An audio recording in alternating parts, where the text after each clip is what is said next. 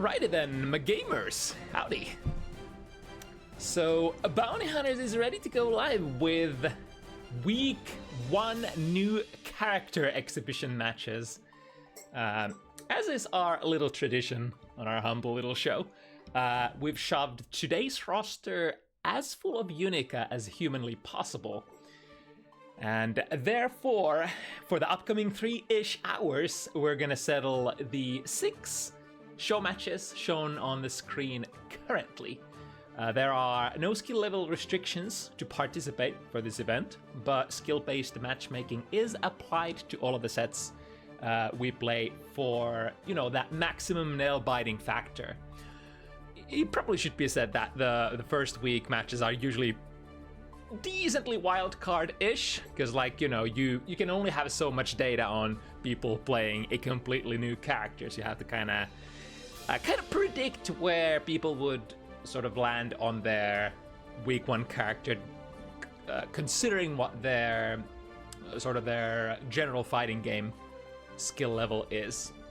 So it's a little tricky. Either way, the name of the game is Guilty Gear Strive, and the format is first to 7 wins.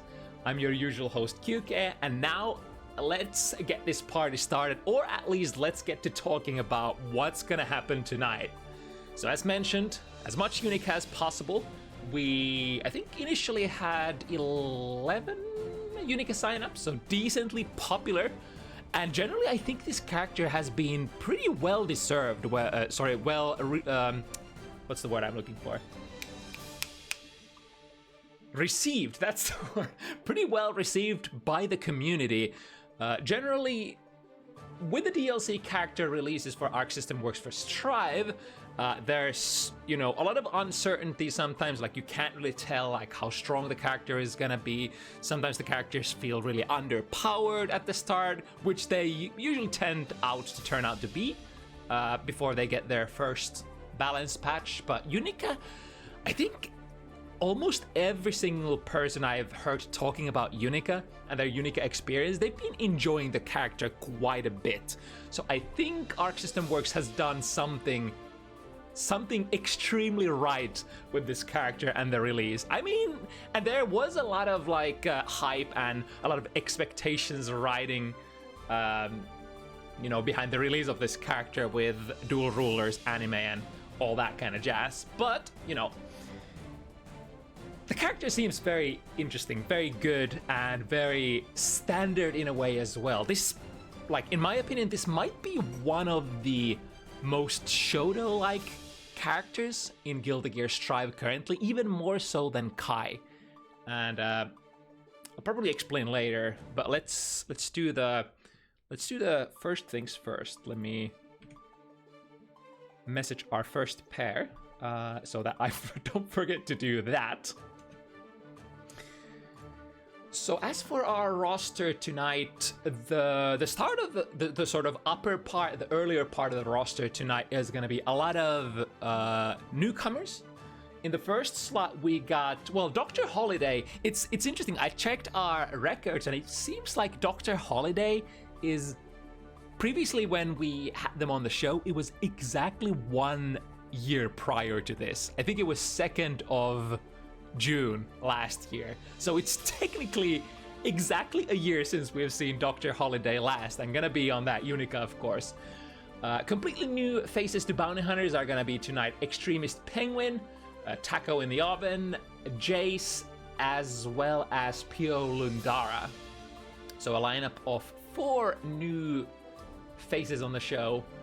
Most of them playing their main characters, only 1 venturing in with the new Unica. But, you know, that's no problem. We have quite a bit of Unica on the roster, and it was like kind of hard to not set up a lot of Unica mirrors as well. Luckily, a lot of people who signed up didn't note that they chose to not know that they didn't want to play the mirror. I think a lot of players were okay with the mirror match as well. And the mirror match is not too bad. I guess this is a good segue to, you know, talk a little bit about what I think about Unica before our first pair enters the fray. So I did mention that I think this character might be the most Shoto character ever in Guilty Gear franchise. And I think so. If you think about a prototype Shoto character from Street Fighter, right? You have a character who has a strong fireball, prevents the opponent from approaching on the ground, and then you have your standard tools, DP, usually good anti-airs, good overall, or like balanced overall kit, and then some sort of movement tools that, you know, allow you to do a little bit of shenanigans. Guilty Gear is a little bit different kind of game from Street Fighter. LGBTQ slip up. It is Pride Month after all. But yeah, it's Guilty Gear is a little bit different kind of game, so standard fireballs don't pose that much of a threat, or not as much of a threat as in games like Street Fighter. However, since Unica has a beam fireball, which represents a slightly different category of moves, it sort of corresponds on Guilty Gear, on the Guilty Gear front, or if you take into account what kind of game Guilty Gear is, I think Beam Super sort of represents that kind of fireball that prevents opponents moving on the ground quite well. I mean, of course, you can jump away from fireballs in air dashers, and there's a ton of different stuff that you can do against fireballs. But I mean, I think this is probably the closest we could get to a Street Fighter style fireball in an air dasher. That's kind of my thought process. And, you know, Unica is very standard character. Like, she has a lot of shenanigans, but her shenanigans are either things that have very distinct counterplay or don't have a lot of rewards. So like, you're generally very incentivized to play standard. I know that a lot of, you know, players have been wanting to use her tools, like her unique tools, to try to sort of break away from the Guilty Gear Strive formula, which is like start with close slash, go for your strike throw, frame trap, or pressure reset or throw, and just loop that kind of pressure. Unica does that pretty well too, but she has some extra options for playing the high-low. But if you don't set it up properly, if you don't have usually 50 meter, it's not very rewarding. In fact, the risk reward is often like very not in your favor. But with 50 meters, she can do some tricks, usually towards the end of the round. But at the start of the round, she plays like a very standard Shoto character, in my opinion. And she has really good buttons, but she also has her... She definitely also has her flaws in a way, especially in her button recoveries. Like, she has extremely good hitboxes for a Guilty Gear character. A lot of disjoints in a lot of her moves. Her moves start probably slightly faster than average, but also she has slightly more than average in terms of button recovery. Take her 5 heavy, for instance, which is like one of the most interesting buttons that a lot of people have been focusing on, zooming on so far in her gameplay.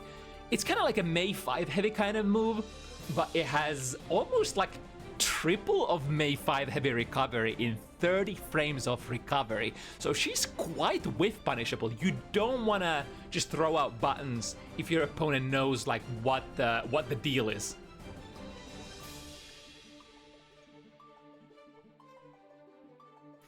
And of course, like, her rewards of the high-lows are not very great. So if you're focusing on the high-lows too much, you might find yourself getting, like, you're getting self-owned by putting yourself in situations where the risk-reward just isn't really in your favor that much. I think I had a couple of other weaknesses in mind, but I can't think about those right now. But she definitely has some, but the kit looks quite powerful. However, in the context of this event, it is week 1. In fact, it hasn't even been a week. I think she released on, was it Tuesday? I think it was Tuesday. Yeah, Tuesday, and now it's Sunday. So people haven't even had a full week so far to explore her options.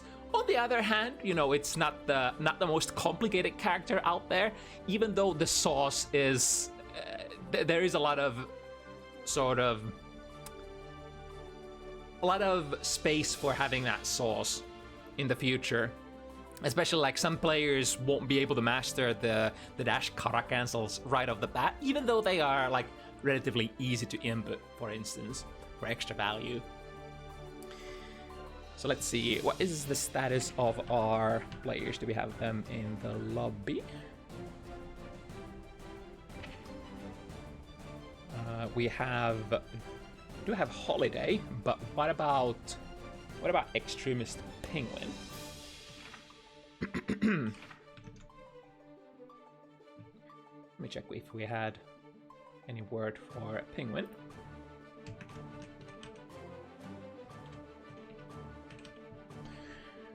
Looking to be offline on Discord, so that is definitely problematic. In that case, I think we shouldn't waste any more time. Let's begin the query for if maybe the number 2 pair could be okay playing first.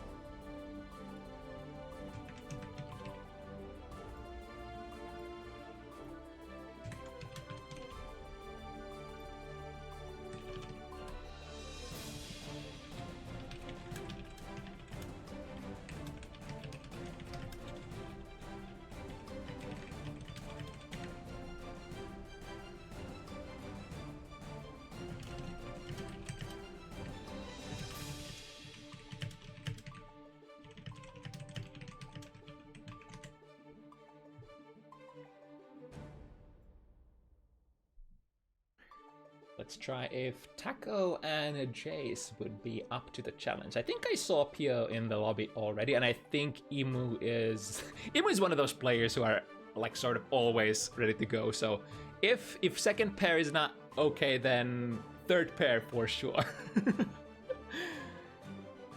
Okay, Taco is okay and Jayce is okay. So we'll play the matchup number 2 first.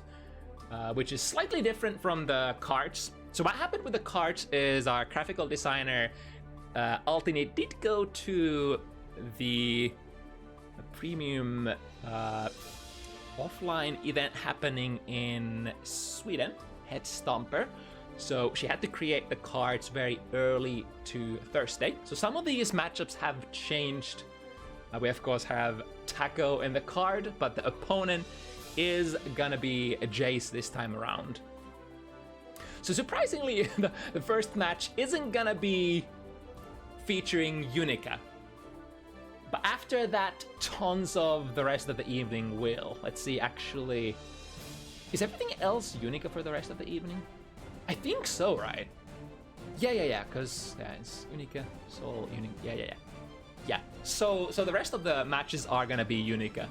But we're gonna start it with a little bit more standard Sin versus let's see, can I remember what Jayce plays? I think Testament, Sin versus Testament match. So a match that we've had on Bounty Hunters quite a bit recently, and of course, you know, having played both of those, or having mained both of those characters myself, have seen that matchup being played quite a bit myself. Of course, the sort of the range advantage always goes to Testament. However, Sin is a really good character for contesting Testament's zoning, or maybe it's more proper to say Testament's attempts to get their gameplay started, because you do need to throw a lot of fireballs as Testament to get things going. Usually first the S Grave Reaper. You can throw Heavy Grave Reaper as well, the upwards one, but generally it's the S Grave Reaper on the ground. Then you throw one of your crows, either one that homes into the Succubus marker, which is usually a better angle for tagging your opponent. That applies the curse, and once the curse is applied, then you want to start striking the opponent. And Testament does have really, really good strikes. Has the DLC 2K, which is one of their favorite buttons for fishing after curse has been applied, because it's very safe and it low profiles a lot. You also have your Far Slash, which is massive, absolutely humongous, but does not convert very well unless you have the curse. So a button that really works well in tandem with rest of Testament's kit. But it does require, like, a lot of their kit just doesn't work unless you have the stain going already. And that process, when you're trying to apply stain, trying to throw your fireballs, Sin can throw a lot of wrenches to that plan. Because like depending on what fireball you're throwing at the moment, Beak Driver is really good at tagging, you know, Grave Reapers if your timing is right, and then you can go under with, for example, Elk Hunt when it's time to throw the Crow. Because it has, you know, very limited startup and the angle is a little bit iffy, so there's a lot of room for people to go under it.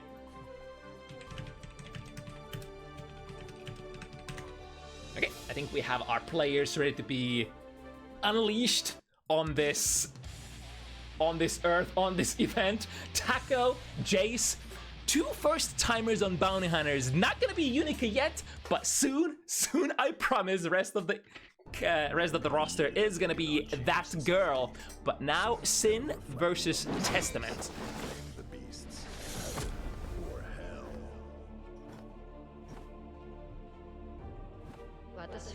Italy versus Latvia face-off. In terms of like, I guess it's like both of these characters are like relatively easy to get started with, so not very technical characters at all. Testament's combos are usually pretty simple. It's the most difficult thing for Testament is being a sort of zoner archetype in Guilty Gear Strive, which is a little bit more difficult than in some other fighting games because the screen is so zoomed in, so there's less places to be, less places to run to, and therefore less options for performing that zoning. But we are definitely in. With a reversal throw, we get out of there. Was able to put out the heavy fireball. Unfortunately, that did whiff Taco. Oh, and that reversal super is one of the slowest ones in the game. So pretty easy to safe jab. I think if I saw correctly, Taco went in with a 2K, which is relatively, like, decently. It's not the fastest move on recovery, but certainly can safe jab Calamity 1 if I'm not mistaken. If applied perfectly on as a meaty. Starting with the fireballs, get the Reaper. Ooh, unfortunately trading into the Elk Hunt, which is usually not great for Testament because they are gonna lose their curse with that without it popping. That would actually be a really great change for Testament. If you try to trade into Stain, then you actually get popped up and Testament gets an opportunity to still pick it up. Oh, we're going into a TK RTL, and that actually gonna cleave through the fireball. That was a big heart rate, or technically, I guess not as hard as it could be, because Taco was rocking that 100 meter there. I think I saw 50 meter on Jayce as well, and at that distance, I think Jayce might have been able to drift RC backwards and take it on block, forcing Taco to use their complete their own stick of butter. But you know, it's a little bit of matchup specific knowledge things that you don't necessarily like have all the way down. You get a big pop up here with the 2 heavy. The thing with the Testament curse is usually the lighter your button, the more frame advantage you're gonna get from popping that curse. But of course you're also gonna get less damage, so it's a little bit of a trade-off, trying to choose which one you wanna pop the opponent with. A close slash, and now BMB combo. We have so many resources as well, so many different ways to finish it up. We could even burn 100 here, but I think it's a little too early. Yeah, smartly saves the rest of the meter for this potential combo here, which could be enough. However, how does the DP whiff there? It's a very peculiar kind of situation. Very rare to be so far with the 2 heavy so that your DP just completely whiffs afterwards, but it can definitely happen. Got him with a Grave Reaper. The Up Reaper is one of the best, or rather one of the safest ways to secure the sort of space in front of you for Testament. Because it's very fast on recovery, it lingers on the screen for a very long time. It is also easy for Sin to whiff punish if you're locked in, but it does require you to take that mindset, alright, I'm trying to whiff punish heavy Grave Reaper. And if you're in that mindset, you might get tagged by the S Reaper instead, like so. Ooh, try to go for a Gazelle straight from the Elk Hunt, which of course is interactable for your opponent. Very low health Jayce, looking for potentially 1 big hit. Can we get a conversion? Yes, indeed. That's not quite gonna be enough, but 1 One hungry hippo, one exabeast, one... What are those called? The special move that I always forget could be it, although not meant to be this time. Why do I always forget the special move name that creates the exabeasts? Am I getting old? I am an Ancient Testament player, so I always want to say exabeast. Oh well, it's gonna come back in. Oh, okay. Anti-air with a close slash, and we're gonna go with the big rewards. Even switching sides there, adding an extra stamina to the B&B combo. 06 heavy into a quick knockdown. Tried to go for the curse. This is exactly what I was talking about earlier. The fireballs are very interactable, especially that crow. Trying to throw that crow even from S-block fireball can result in the opponent just going under, and Sin Kisk has one of the best low profiles in the game as well. So that Elkhunt really prone to low profiling the yeah, exactly, there it is again. However, no stamina burn, or rather tried to burn with the wrong move there, with the Gazelle step. Runs out of stamina in the middle of the conversion, so won't be able to follow up that DP. Now Jayce trying to maintain. Oh, interesting. The crow actually went under there. Yeah, it's kind of like a situation where the crow will always home, like with the normal input, will always home into the succubus marker, and depending on your opponent's current position, the normal arc might not be sufficient. So like if the opponent is too close, stuff like that, if the opponent is jumping out, there are ways to escape it. This is not a true reversal, but also, yeah, also Taco was not attacking Meaty. So trying to strike after Nostrovia goes online is basically too late. And even if you are able to trade into Nostrovia, it is usually in Testament's favor. The BNB, missed the dash there, so 5k unfortunately whips, but we still do have a equalized life lead. Now, that was a really great, the neutral jump, and then checks if the fireball is coming, sees it coming and goes for the air dash punish. A very standard way for, you know, battling fireballs potentially in air dashers. Calamity 1 should be good here. Will give Jayce potential breathing room. Arbiter sign catches high, then low, but we still need one substantial hit, potentially 2k 2D. Sending the girls, Nostrovia going online. Can we go over it? The double jump into dive kick. Ooh, and no punish on the landing. It is a very, very risky kind of dive kick in jump D, especially if you whip it. Because usually on landing, this kind of dive kick moves in Guilty Gear Strive can be landing cancelled. So there is an option to go for a Beak Driver, Elkhunt, Hoof Stomp, stuff like that, even DP. But if you miss it, I think those cancels are unavailable, making you basically a sitting duck. But of course, in the heat of the moment, it can be really hard to react to those. We're going with the DP, put them in the corner, start with the throw, lots of frame advantage, caught him! And even despite Taka running out of the stamina there, the wall had taken quite a bit of damage already, especially those throws. They deal a lot of wall damage. Tries to go for the hoof again, probably tried to combine that with the 50 tension burn as well. Now, tables have been flipped. The succubus marker unfortunately expired there. But we don't need it, just using the Arbiter sign high-low functionality. Especially if your opponent is not looking for it, the overhead can be quite difficult to react to. It's usually like, ooh, was able to backdash the first hit, but not the second one. Comes the BMB burn. Oh, dropping the combo. Spending the last stamina to be safe. Instant air dash works out. Able to get a lot of real estate here, Jayce. With the instant air dash in. Interestingly, even though this is technically like a zoner archetype kind of character Testament, they have some of the best instant air dashes in the game. Ooh, waking up with a 6 heavy, but unfortunately no cancel. Did have all the resources, but that is definitely a little more of a niche button to be using. Generally used for like frame traps and perhaps shimmies. But has a very great reward on counter hit for Sin. I want to say that might have been actually a miss input. Wanted to perhaps input a Beak Driver or something of the sort. Missed the pop-up from the stain. No matter, we still going. Got the hit. Oh, this time jumping over. That's another great showcase how you don't necessarily need to go under. You can go over the crow as well.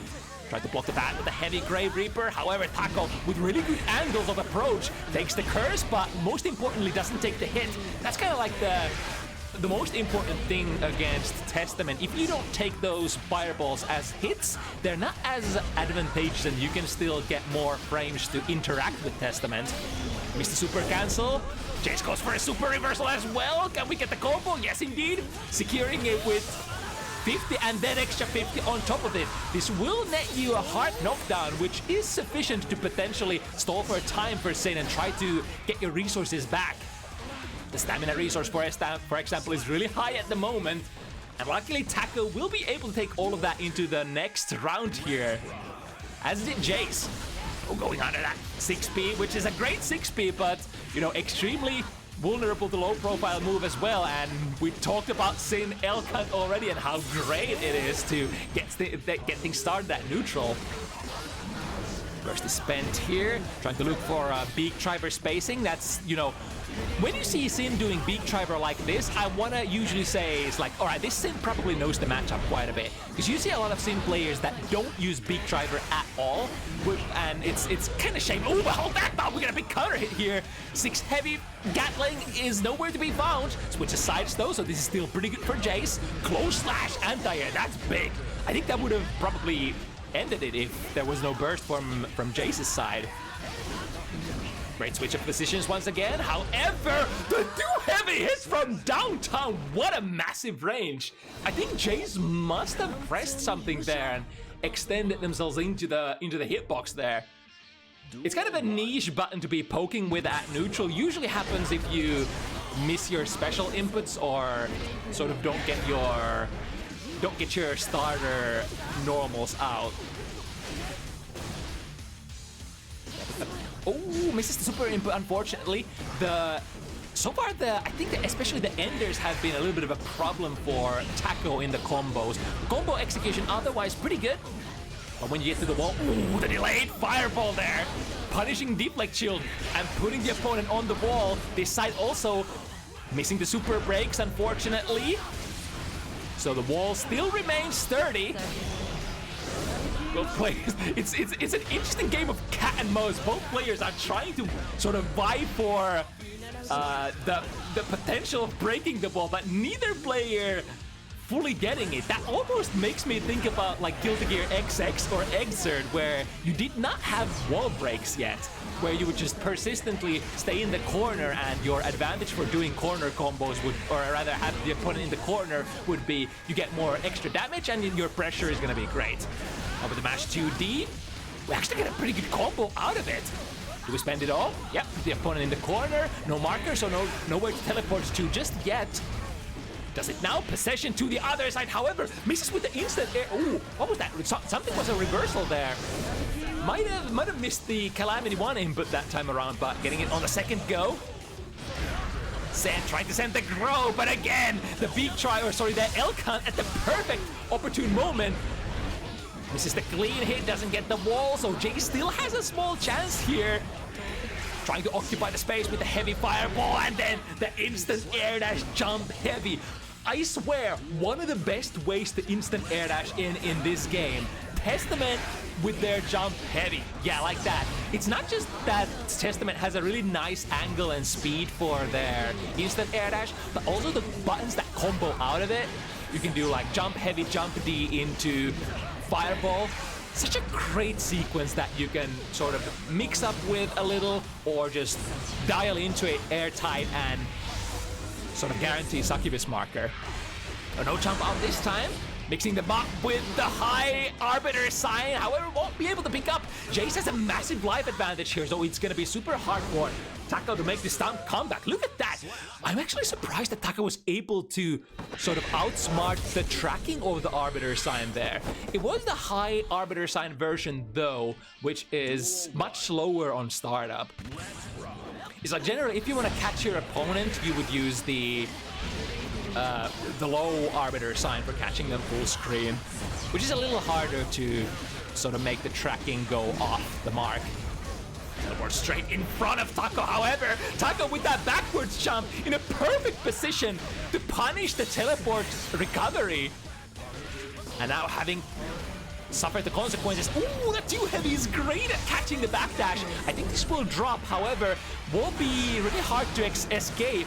And that Nostrovia has an added extra feature that it puts the curse on the opponent on, I think, is it the last hit? Either way, one of the hits does put the curse on the opponent. Teleport into 5 heavy, and that 5 heavy has a mighty good hitbox.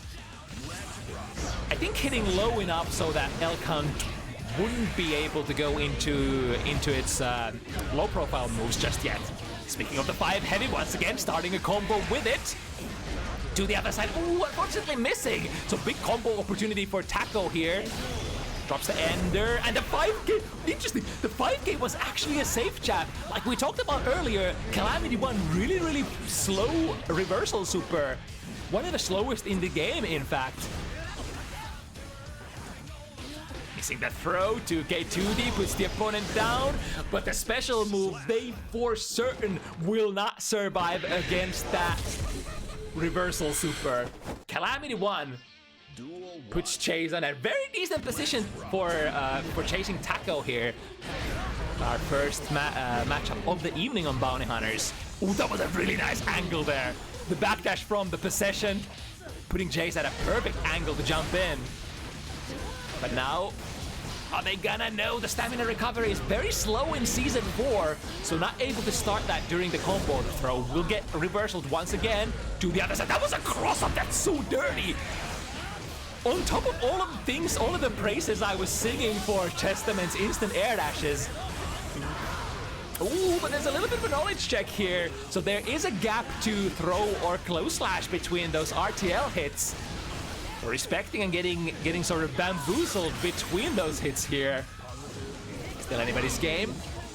One good hit is gonna be it. Both players switching sides, and the beat driver immediately is gonna tag Testament. Even if Jayce was to throw a fireball here, the startup is very prone to getting counter hit by Beak Driver. So that's one of the reasons why we talk about Beak Driver being so prominent in this matchup if you're looking for whiff punishes. Especially on that heavy Grave Reaper. Ooh, speaking of that heavy Grave Reaper, instant air dash over, perfect angle. But now in the corner, are we gonna be able to use that succubus marker? Not this time around, frame dropping into 2 heavy. That definitely, ooh, would the elk hit before this registers? It kinda does, but we were also talking about the ability to trade for this Super Nostrovia for Testament. Usually trades well in Testament's favor, starting a corner carrying sequence and usually getting a wall break after it as well. So working out there for Jayce. Has been getting a lot of value out of that Nostrovia so far.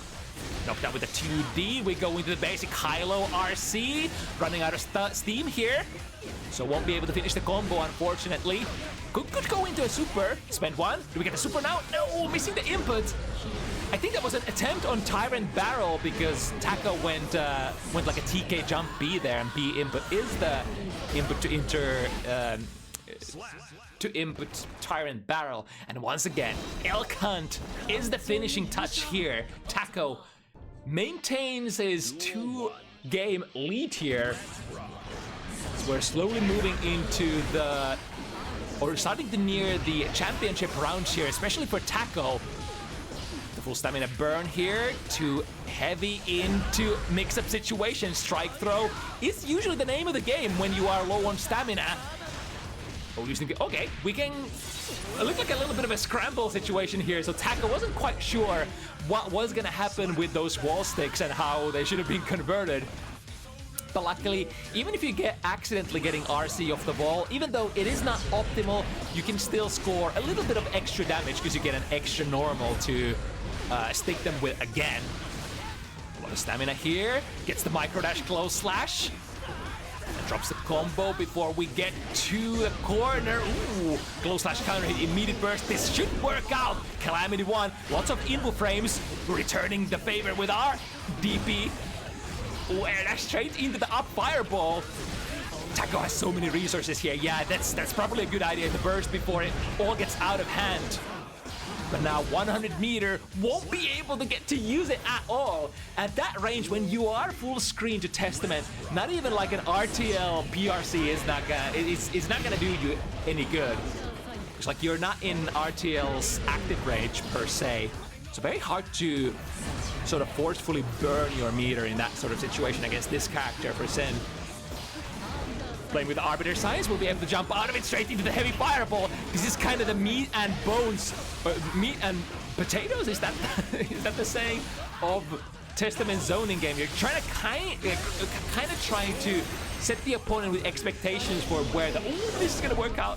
Set them up with expectations where your fireballs are gonna go to, and then vary them up, trying to mix it up so that they might get tagged on something like meaty Arbiter Science, for instance. That's probably like a very easy way for you to score tons of damage if your opponent just does things on Wake Up and you're just low Arbiter Signing them over and over again and knocking them down, doing it over. Even though Arbiter Sign, a single Arbiter Sign doesn't do that much damage, but it is gonna, you know, stack up over time. Ooh, that was still a recovery! Surprising. That was that from Fireball? 5k prevents the opponent from getting in. I think that was a hoop stomp, right? Ooh, Wild Assault straight into Calamity 1. That is definitely a conversion. And we're returning it back with RTL and with that Kisk family specialty. We're going through the wall even from half screen away. Nixin even has some extra range compared to his father. Alright, with a basic conversion. Unfortunately, the succubus marker was in the wrong place, completely off the screen. So that also sends the crow homing towards it. Of course, you can perform that crow for Testament as a neutral input by holding it, which would send it straight forward. Ooh, an interesting misinput there with the heavy. I think that might have been a reversal RTL attempt, but even so, it did get you out of the throw. Good block on the high Arbiter sign. Sending out, tries to go for a tap 5D, but no good. Taco is vigilant on defense. Oh, are we gonna get a, I think we're gonna get a disconnection here.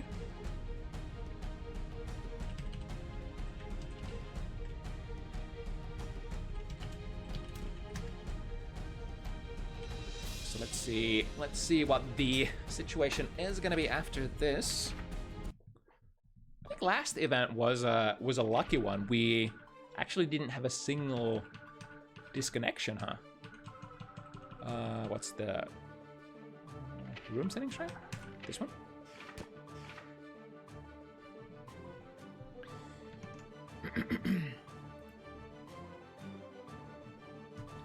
I think the players might have noticed.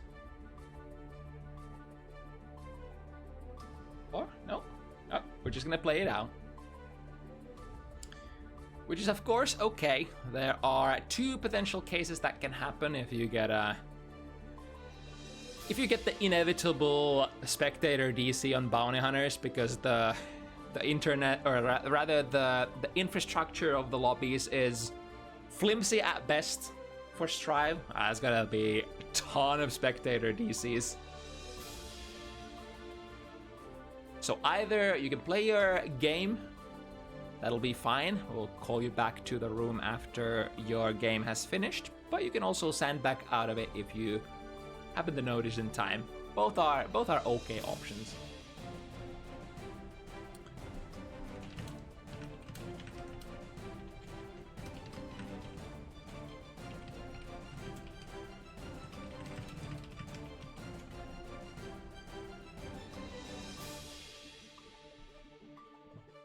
I think since these are two new players, they probably are a little confused as to what to do in this situation.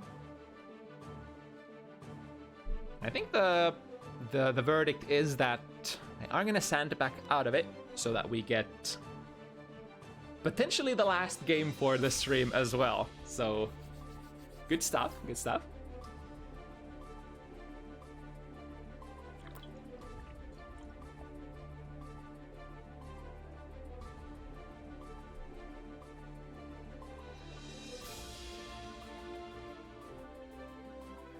been my top one wishlist thing for Strive for a long time. On behalf of all TOs running events for this game, please, we would like to have rematch rooms functional. But we are gonna be resuming this match from a 6-4 position. Let's put it back on rematch. So Jayce, a little bit behind, but you know, not too much considering the sort of the contents of the match so far. It's been quite even.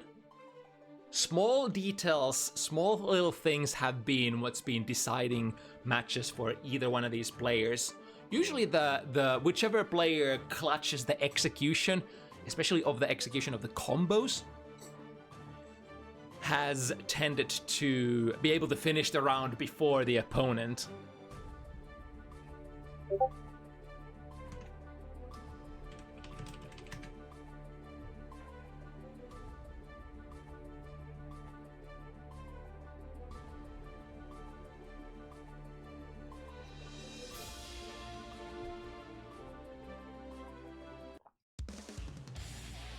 All right, back into it we go. Potentially the last one if Taco grasps it. We could still have a couple more games if Jayce is able to pull it through. Of course, the reward advantage is generally on Sin's side. It's one of those characters who always do a lot of damage for every single hit, especially on Season 4. You connect with basically any of your normals. If you have 2 stamina, it's freaking go time. It's party time even. And you can often do like half of your opponent's life on one hit. Successful reversal here. It's gonna be enough damage as well. Situations like these where you're kind of like looking for one more touch make it especially sort of, what's the word I'm looking for? Attractive for looking for those reversals. On the other hand, if you are on sort of a checkmate life total, such as like if you have around half health against Sin Kisk, it's a little dangerous to try to reversal because they could actually finish you with one combo. Going with the Elk RC, the combo off too heavy, but Jayce does get a burst out just in time. But a very risky kind of burst if you look at the situation here with life as well as round count. So Jayce was sitting on a 1-round lead. So there are universes where you save that burst and take it to the next round and get a better opportunity. Start the round with full life bars and then you get to utilize that burst like that. But so far, it looks like Jayce is doing very good. In fact, having a... Oh, wait! I think the girl's manifest in front of you, so this would actually whiff. Yeah, it goes for the close slash starter as well. Good presence of mind on Taco's side. Won't be able to get a hard knockdown, but there's the 2 sort of a... That wasn't even a 2 stamina burn, that was just a 1 stamina burn, but that was off a close slash punish, so Sin does do quite a bit of damage with those starters as well. Positive bonus is gonna crank up the resources, but won't be able to get to use them. Jayce is fighting back. 65 position, only 2 left. If Jayce can maintain this momentum, perhaps, could still be a run back. These 3-game run backs are not the most uncommon thing for FT7 exhibitions. But of course, they are decently tricky to pull off because you have to perform a decently large momentum swing usually in your favor. This is gonna work out. The far slash has a lots of recovery. I think close slash for Sin has how many frames of recovery? I think, is it 10? I think it's 10, right? So a well-placed close slash could safe jab Calamity 1 if done perfectly meaty. Look at the super this time. This is very close to kill. 100% RTL could have potentially threatened the life bar. We go to the RTL pass, wall break, gold burst. That's one way to break the sequence for sure. And now with that positive bonus, we not only get extra damage, but also resources. It is gonna be the Elk Hunt sending it, especially even if we had low stamina, we did have the tension resource, which you can often substitute for using stamina. And now Taco, I think it's the first time in set point position So Jayce will have to play very carefully here. Missing the 5P, and in modern patches, they did normalize those 6Ps, so I think Testament was one of the... Oh, well, we got a counter-hit starter here. And do we get Nostrovia? Yes, indeed, the optimal finish. Go, girls! Set up the stamina, set up the stain, and the mix-up here is gonna be... No, just waiting for the RTL. Oh, I think I saw the startup of 2K there at the tail end of those animations, so already committed to a button. Ooh, it's a big starter if he doesn't drop, but the drop does happen! 2D whips. Oh my god, switching positions, that's gonna be it for sure. /beak driver into your BMV is gonna be enough damage. So Taco will take their debut match on Bounty Hunters 7-5. But what a great matchup, great performance from both players. Lots of back and forth, and also like equal amount of fumbling, which makes it really interesting. It's of course like very like you feel bad for the player when they score their successful combo, perform it all the way through, and then drop the ender, for instance. So that always feels bad, but there was a decent like amount of fumbling back and forth. So that made it very, very interesting. Now let's see. We still have word from Penguin. Is the question here. Let me scroll through the chat because I'm usually a little bit too much in the zone to check if there is relevant chatter.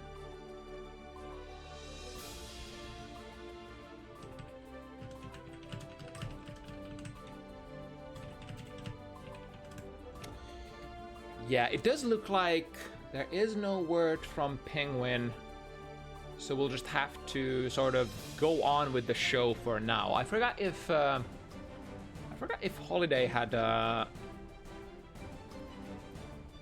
restrictions on the the schedule side of things.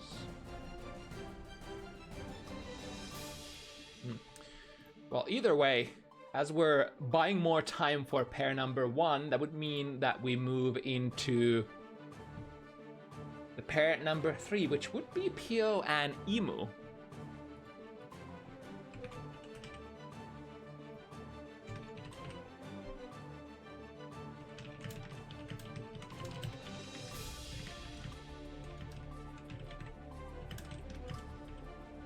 And as promised, the rest of the matchups tonight are going to contain that potential girl. Or I don't want not that kind of potential girl, but we have the girl, the Unica, the female soul of Guilty Gear Strive, if you will.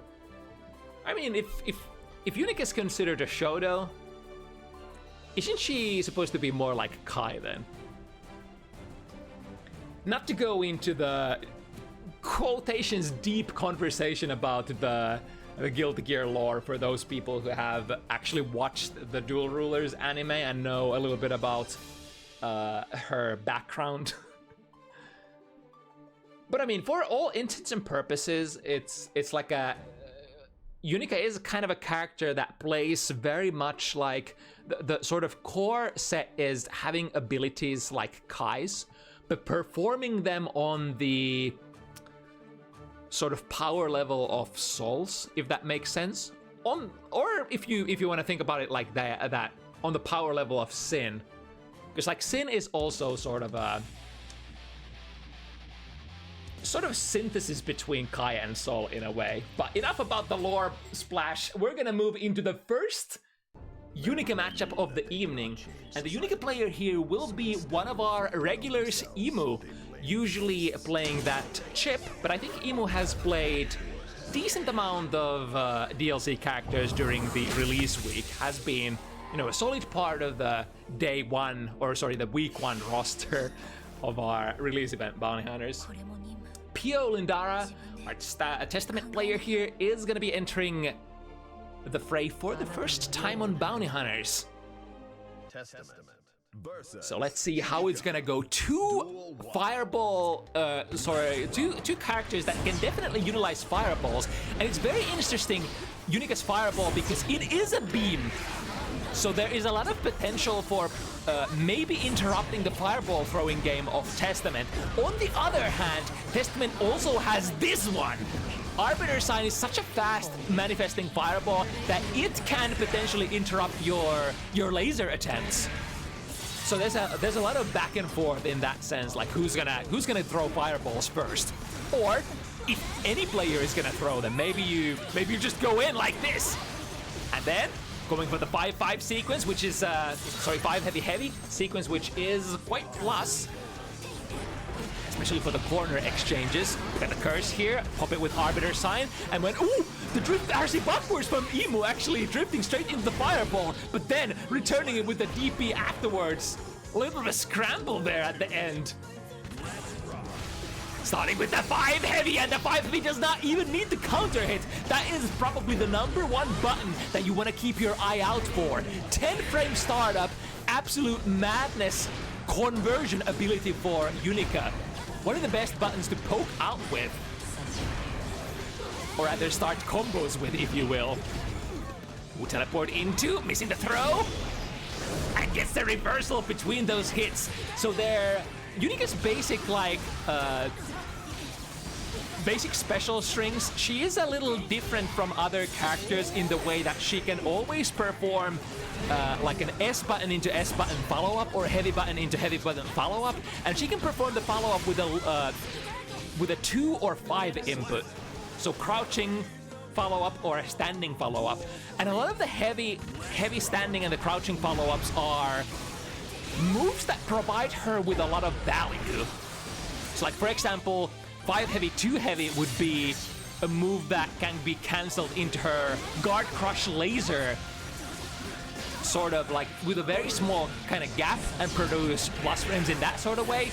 And her heavy into 5 heavy sequence, on the other hand, produces a really plus on block fireball, which you can dash cancel then. So those are like kind of the 2 ways of generating plus frames, if you will. Tries to go for, I think, the laser there, but Pio is on point, preventing the girl from taking out that laser beam.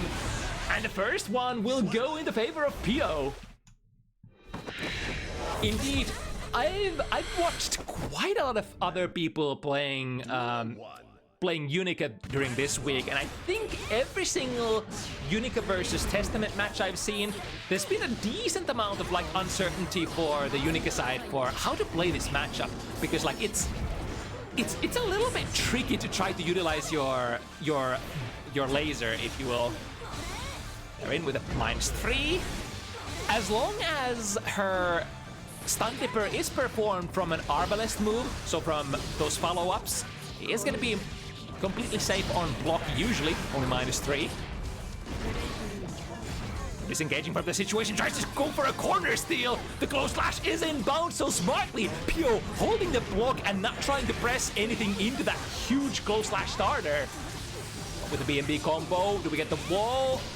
One little bit of health left, and with the back throw, this could be a huge, yeah, it's gonna be a huge turnaround.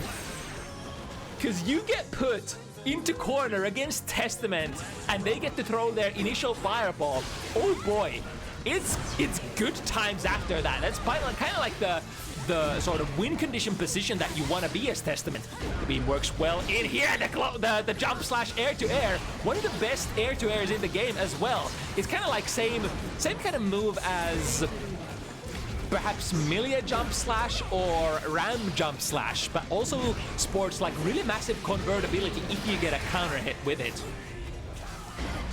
Won't be able to press any buttons in the air this time. Pio gets there first, and with the counter hit conversion, get the hard knockdown, and most importantly, the curse. What are we going? Tried to tap 5D with it, but dashed a little bit too close. So will be throwable. And now it's Emu breaking the wall into positive bonus. Equalized life situation though. Got clipped by the crow, so there is a curse, which Emu got rid of very fast there with the air fireballs. That's so dangerous to whiff. If you whiff the too heavy follow-up, you're basically putting yourself in a minus shit ton situation, which can be punished by the opponent.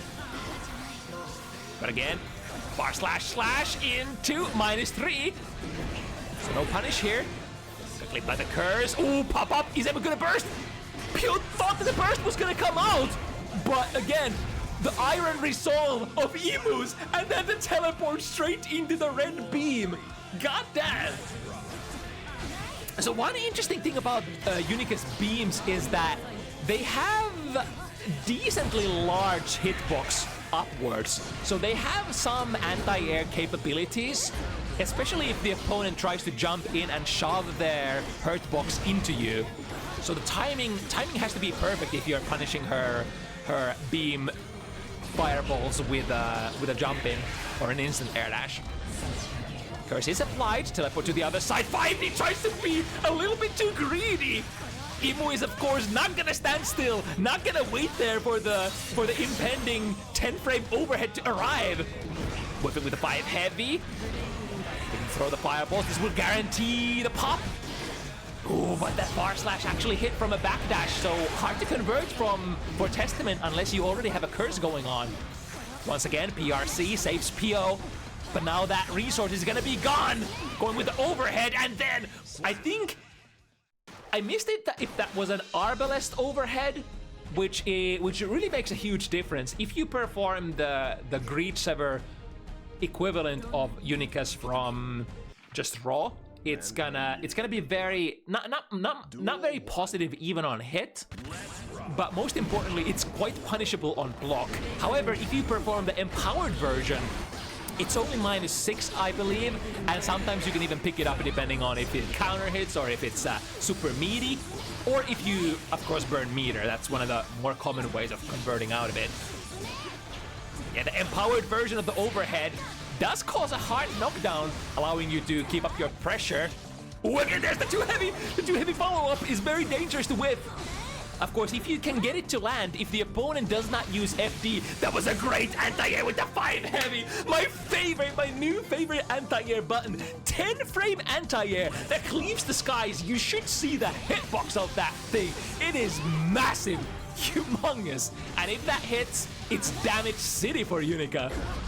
Ooh, got the close slash hit. However, Warhack taking quite a bit of damage already. Won't be able to get to the enhanced version of Megadeth Buster, but we take what we can get.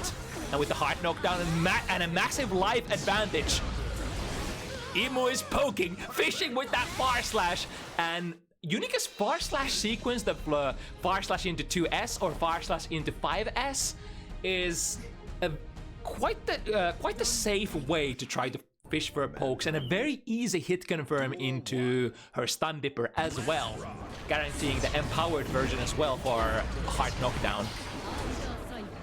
The only downside, of course, is the one that we've been talking about. Unica has very whiff punishable buttons, so even if you whiff buttons like far slash, ooh, took the Arbalest stance there and went for the DP because Emu saw that the opponent was gonna come over. And the punish popped them in the sky, sent the girls in. This is gonna be a hard knockdown and a curse. Ooh, spoke too soon, actually. Yeah, from that half screen position, I guess it's not gonna corner Kai far enough, so you would have to be a bit closer to the corner if you want to break. With Nostrovia, there's the 5-hit counter hit. We're gonna go into Damage City. Unfortunately for Emu, the wall had taken a little bit of damage, so didn't get the cash out completely. Ooh, no reaction there.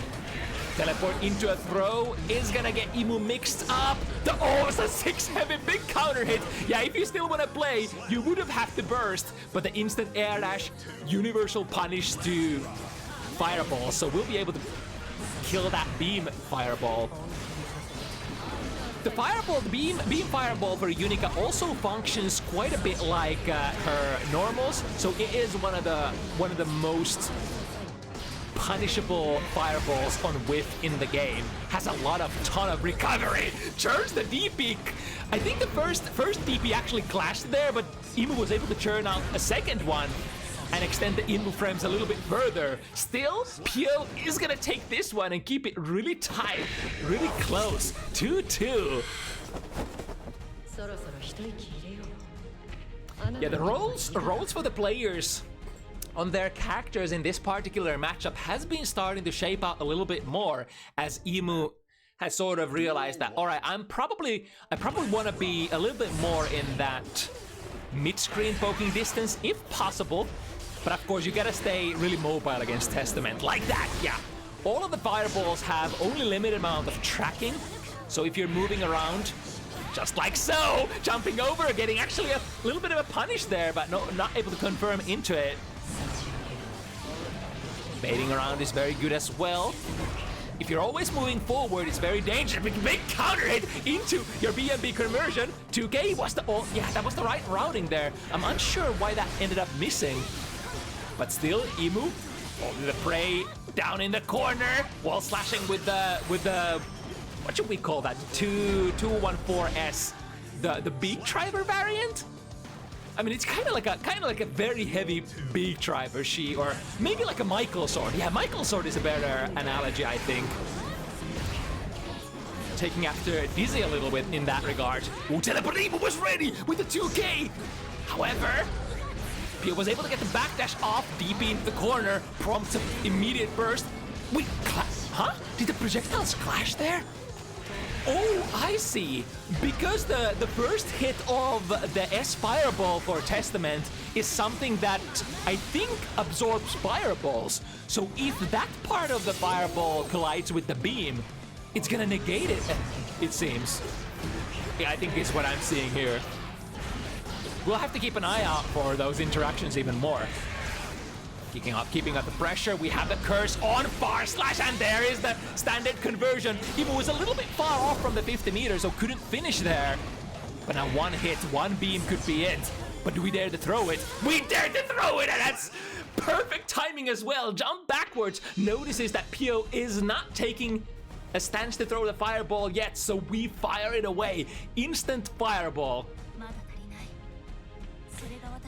Of course, another interesting factor in her fireball game is that you can perform the beam as a red beam or a blue beam. The blue beam, of course, requires you to take your 6 heavy stance, so go into Arbalest, which makes it a guard crush and extremely plus on block move. But it's a little slow, so you can kind of do your greedy fireballs if you think that the opponent is not gonna engage you. Throw those blue fireballs, and of course for the standard, woo, got the throw out of that. All right, into the loop. Tap the 5D. It's gonna stick immediately, so Pio didn't have any choice but to break there with a crow to take the curse there. So once again taking the corner, super close. Now in terms of defensive modifier, Unica does take a little bit more damage than Kai and Sol and Sin. She has, I think if I recall correctly, she has exactly 1.0 defensive modifier, so the most standard that you have currently in Guilty Gear Strive. Ooh, I'm playing himself close enough to get that far slash conversion, and now we connect with the two. Oh, interesting. Went into the overhead after like 5 heavy, 2 heavy instead of the beam. Yeah, there's a couple of different options. If you can connect with that 2 heavy follow-up, then you can basically cancel into any of your special moves and they're gonna be empowered because it is a follow-up move and it puts you in Arbalest for Unica. Good block on the overhead. Goes for the white beam, the blue beam, which is very slow on startup. Plays on point, taking the throw, missing the bar slash, and then sliding, drifting, RCing into the throw. Good presence of mind. When you are on that last pixel, you usually want to be burning meter, like maybe even like option selecting your whiffs. In case you end up whiffing, then at least you get the RC and you can maybe keep up your pressure. So no 2, 3, 6K cancel out of that first far slash, but now here's the beam, the counter fireball. Do we go for another one? Pio predicts it, jumps over, throws a fireball of her own. Ooh, but counter poke there. I think Pio was trying to rev up a 2S or a 2 heavy, which did get whiff punished by the far slash of Unicus. And another far slash working as a makeshift anti-air. She's an interesting character that hold that thought. Burst into the corner of the aggressive kind. RC from the overhead and then into the more rewarding. Or I guess if you don't have Arbalest, both of those are kind of equivalent in damage. Tap 5D as well as the sort of the normal mode Greed Sever. Neither one of those will deal too much damage, but of course, as the last round finishing gambit, they are quite good. Because both of them are really hard to react to, and even if they don't convert much without additional conditions, you know, in those situations when you're looking for the last pixel, that's all you need. So your reward is technically infinite. Into the corner with that. Oh, and a big counter hit. The ball has a lot of damage though. Missed the super ender here, but now we get to take that 50 meter and the positive bonus to the next screen by PPP. Actually converts into a close slash. Interesting. It's kind of rare. Like, you would have to have a very particular angle in Guilty Gear Strive usually to be able to hit confirm for the hit confirm with the jump PPs for just about any character. Trading with a heavy fireball, that's gonna put Pio in a frame advantage, trying to throw upwards fireball. However, the far slash from Unica is there once again. Is an excellent button, lots of disjoint, and it's decently fast as well, and good convertibility. As long as you don't whiff with it, great button. And the air-to-air jump slash is what starts this one. Should be a kill. Anything you cancel into will be enough. Emu cruising forward with the week 1 Unica. Started out very even. And, you know, the contents of the match have been pretty even, even in the latter parts of the set. But it's just this finishing touch, and especially Unica's reward advantage is kind of putting,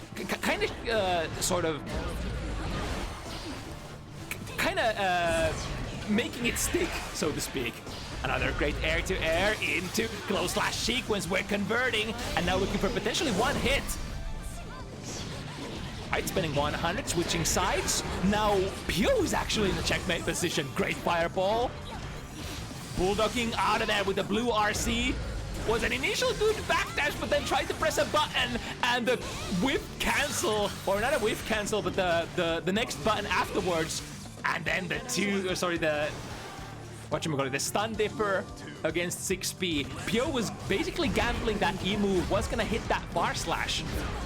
But that time, it was the Greed Dipper. It was the Greed Sever. Oh my god, Stun Dipper. All of the Kisk family moves.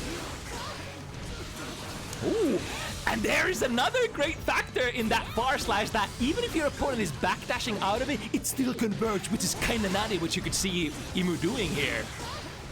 It is really a button that converts like Dream. Ooh, the whiff punish attempt, that was so close. I'm actually surprised that Emu ended up whipping it. And another one! That far slash is whiff punishes Dream button, I want to say. Jump out, and coming down with the jump heavy out of that double jump. I think Pio tried to rev up an anti-air there. But of course, at higher level in Guilty Gear Strive, you rarely see like normal jumping commits without some sort of shenanigans, usually like double jumps, like air dashing out of there, crossing the opponent up, because 6Ps tend to be very strong. And this character, Testament, has one of the best 6Ps in the game, so you don't just normally dash at them, right? You try to bait and switch, maybe bob and weave. Try to approach from angles that, like, they are not going to be ready to unleash their anti-airs. Jumps out of the beam. Ooh, and then the marker behind Emu made it perfect to send the crow afterwards. Again, missing with a too heavy follow-up. And that's really prone to happen if your opponent is holding FD. So I think if you think the opponent is going to FD a lot, you're going to have to be very conservative with your too heavy follow-up strings. Even though it's a great way to enter Arbalest, it can be hard to score, especially if you take if you make perform it off I guess from either of your 5 heavy or 2 heavy starters. But especially if you use both of the hits of 2 heavy. Yeah, that would have been a conversion. Pio knows already the convertibility of that 5 heavy from Unica. Just burst it. Don't deal with it. Don't deal with the damage and the wall break. Alright, the 6P working out against the bar slash here, but Emu is not... cannot cannot be negotiated or cannot be persuaded from not using that far slash. Ooh, switching sides. Interesting routing here. Looking for one more hit. Yeah, trying to rev up that beam that beam fireball in order to do the last bit of damage, but then thinks otherwise. Pio was really good at preventing that laser from going online. So Emu just raw dogging in, dash in, try to avoid the fireballs, and then with the jump heavy, that seals the deal. In favor of our first Unica player of the evening, Emu takes it 7-2 on the new character. And there is so much more of the new character in the horizon. Let's see. Still no whatchamacallit, word from Penguin. So that means we're... Oh, no, never mind. I do see Penguin. Okay.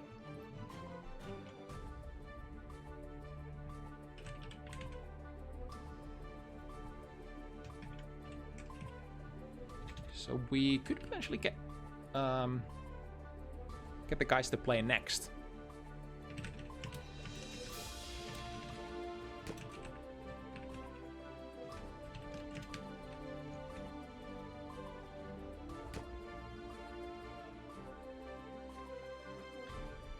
That would mean we circle back to the card number 1.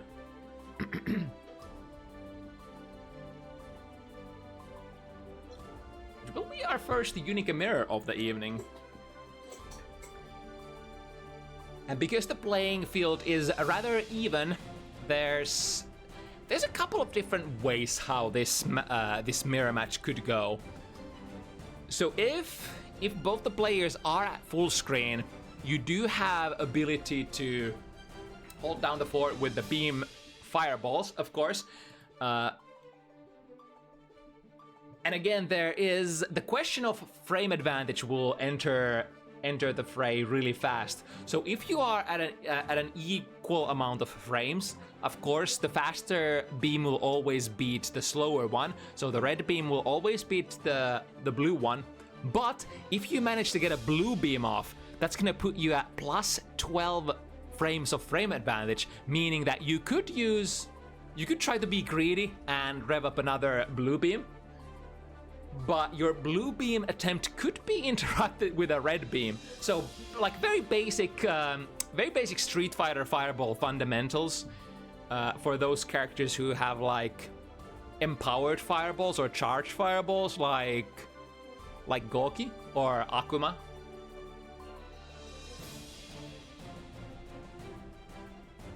But of course, the greater rewards are gonna come from the strikes, right?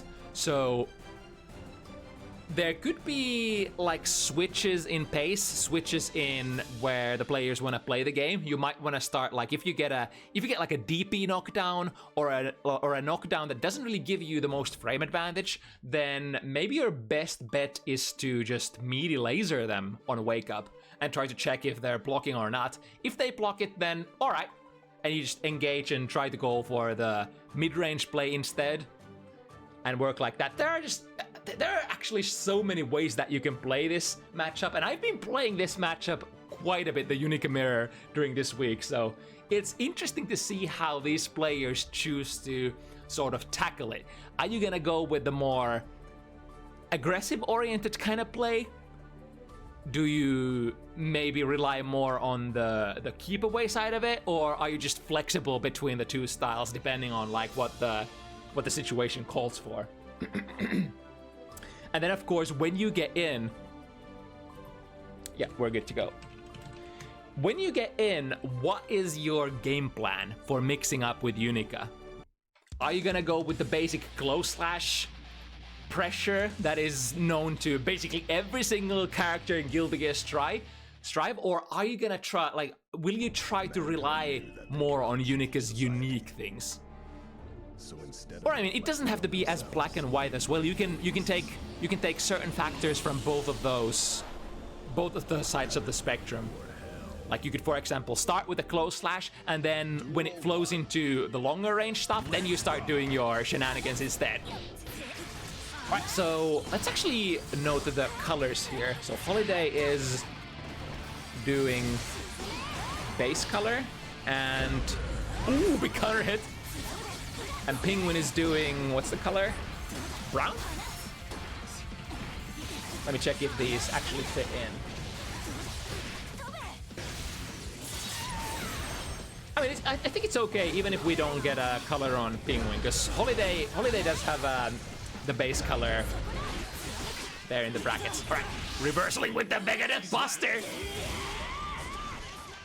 So compared to a reversaling with her DP, it's basically the same value that most characters get out of their reversal supers. The super sort of gives you a little bit of extra range compared to your DP, and in fact Unica's DP has very limited range, and it tends to whiff on a longer range, or even clash with stuff on a longer range. So if you want to try to actually reversal the opponent from like mid-range, you might have to use Megadeth Buster instead of your DP. Revving up the beam, plus frames afterwards. It's a very good position for Penguin at the moment. We'll be able to break out of the corner. That's a punish though. So, the same way as DP is very punishable on block, non-Arbalest slide is gonna be like, what, I think minus 17? So that's a close slash punish for you every single time, starting with that DP. Holiday being a little frisky here, and then going with the air fireballs. I think it's the first time that we do see the air fireballs. Wait a second, we got a big counter hit. Didn't quite get the dash cancel pickup there. So Holiday will still be okay. Goes for a wild assault from the far slash sequence. Oh, and then even if the beam misses, you could still be ready to DP afterwards if your opponent is a little late on the punish. Get the throw. There's a couple of options here, and goes for the beam. So this is a great option if you know that the opponent is going to be respecting. Of course, if you're that close, your beam is DPable. But if you're say like 1 or 2 character lengths further away, that beam is actually completely undPable. So there are a lot of Oki situations where you can set up that enhanced beam where it guard crushes your opponent, it's completely reversal safe, and there's just nothing your opponent can do about it. Other than, I'm actually not sure how Deflect Shield interacts with it. I think it really doesn't, because it's a projectile, right? So Deflect Shield would not do anything. DP towards the corner. Now Holiday was still able to pick up with a wild assault there, and then with the wall break and going for the highest possible damage ender there, other than just going for the enhanced super.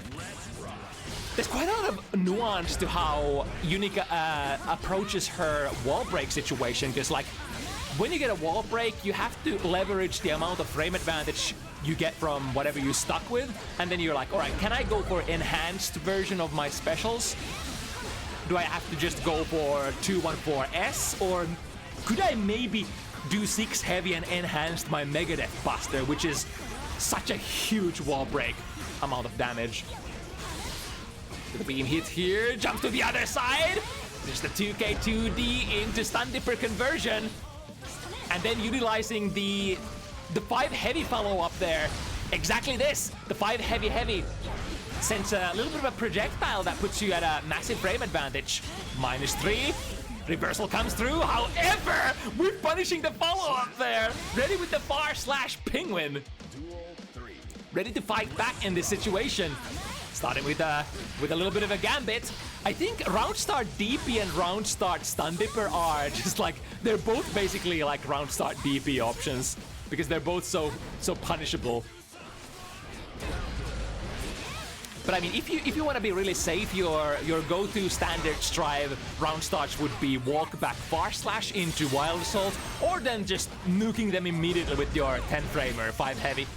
Starting with the DP once again on the round start, jumping over RC to be burned. However, Holiday wasn't able to grasp the advantage after the RC. Ooh, missing that air fireball is really dangerous. I think it puts you in counter hit recovery. And landing recovery as well. Cut the toes with the stun dipper. And with the RC, we go into a conversion. Holiday grabbing another one. Or wait, is this Penguin? Wait a second, which color is... So the inner jacket is brown here. Is this... Which player is this? I'm not sure about the color. I think we're gonna see soon. Yeah, it's the base color that has that one. So it was Holiday's win. Or was it? Yeah. No? Yeah? I'm so confused. Shit. These colors are way too similar to one another. With the inner jacket was brown, so it was for Penguin, right? Yeah, it was not Holiday's point, it was Penguin's point. I'm pretty sure. Yeah, I'm just trying to look at the color of the inner top. Ooh, that was a good idea for the anti-air there. 5 heavy from Penguin, but a little too early. The far slash sequence into Stun Dipper. We're gonna cash out. Can get a wall break from this. And breaking with a 2-1-4S as well. The little Mike, or Big Mike, depending on your point of view. Pushing out with the Stun Dipper. It is still basically a Stun Dipper equivalent. Not necessarily as fast to start up, but you know, it kind of performs the same function as an anti-air as well, huh? With a couple of beams. So whenever the opponent throws their beam and you block, the red beam is -5 on block. And because it's a beam fireball, it's non-variable frame advantage, so it's always gonna be -5. So technically, if you think your opponent wants to go red beam into red beam, you can red beam that because you're plus yourself. Lots of plus frames here. Guard Crush as well with the Ender beam.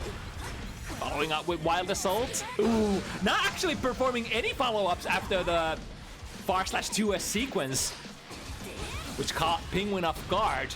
2 heavy into, yeah, canceling the 5 heavy with lots of plus frames. The cool thing about the two heavy follow-up as well is that it's extremely safe against reversals. I don't think there's probably anything in the game that could catch that. Maybe RTL or something like that.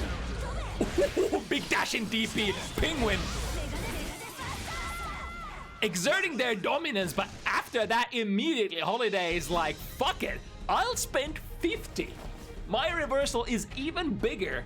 And I think that was probably a good place to spend it as well, because a normal DP wouldn't have given Holiday the win, right? And the problem with Unica's DP, or I mean the problem with any DP in Strive other than Sin Kisk, is that it puts you back to neutral. It doesn't really give you any sort of neutral advantage. So returning back to neutral from that DP position might have not been what you were looking for, so spending that 50 meter and basically gambling on this move hitting and just finishing the round right there can be useful. There's a lot of, there's a decent amount of nuance, even if your character has just a standard DP and a rather standard... Look at that! Again, the red beam actually ended up anti-airing. That's exactly what I was talking about earlier, how the beams actually have a little bit of an anti-air hitbox. It seems to hit a little bit higher than you would imagine, especially on the initial hit. I'm not actually sure if there are stages of hitboxes with that one, but a close slash. But dialed into the back running 2 heavy follow-up, so wasn't able to pick up the combo, unfortunately. Ooh, that was very greedy, revving up the 6 heavy on round start. That would probably put you in whip punish territory. Oh, that's a counter hit. We get the dash cancel. No 2 heavy afterwards, though. I mean, there are a couple of normals that you could pick up after that, but I think if you want to go for the highest damage one, you would dash cancel into 2 heavy usually. Speaking of that 2 heavy, very bread and... Oh, yo, that's so good. Oh, no, wait. The Mega Imposter still with the second hit.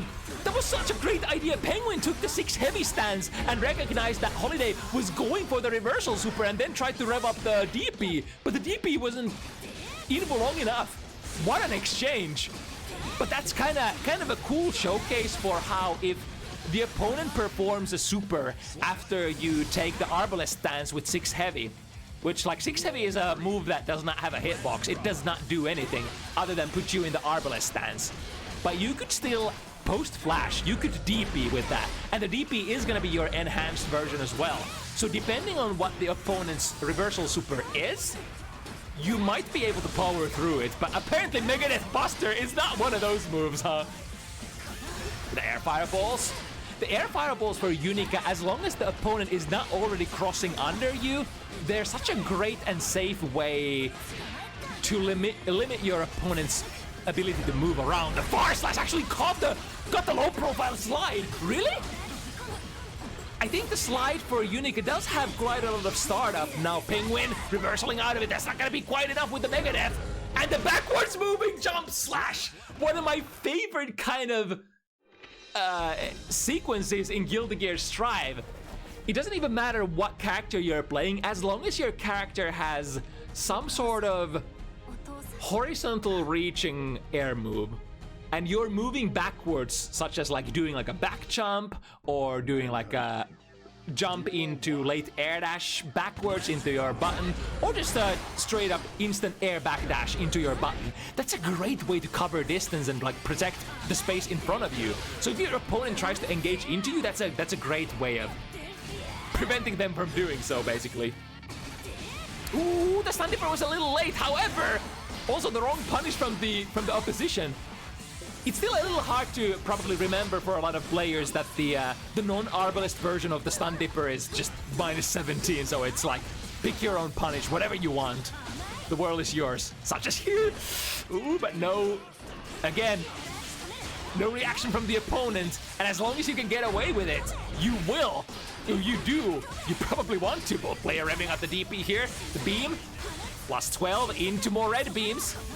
And then, as soon as Holiday recognizes that, okay, the opponent is out of the beam range and it's actually getting to a dangerous territory, then you stop throwing the fireball and then you start revving up your anti-airs. And with Unica's great array of anti-airs, this kind of gameplay loop is, I think, probably viable for her.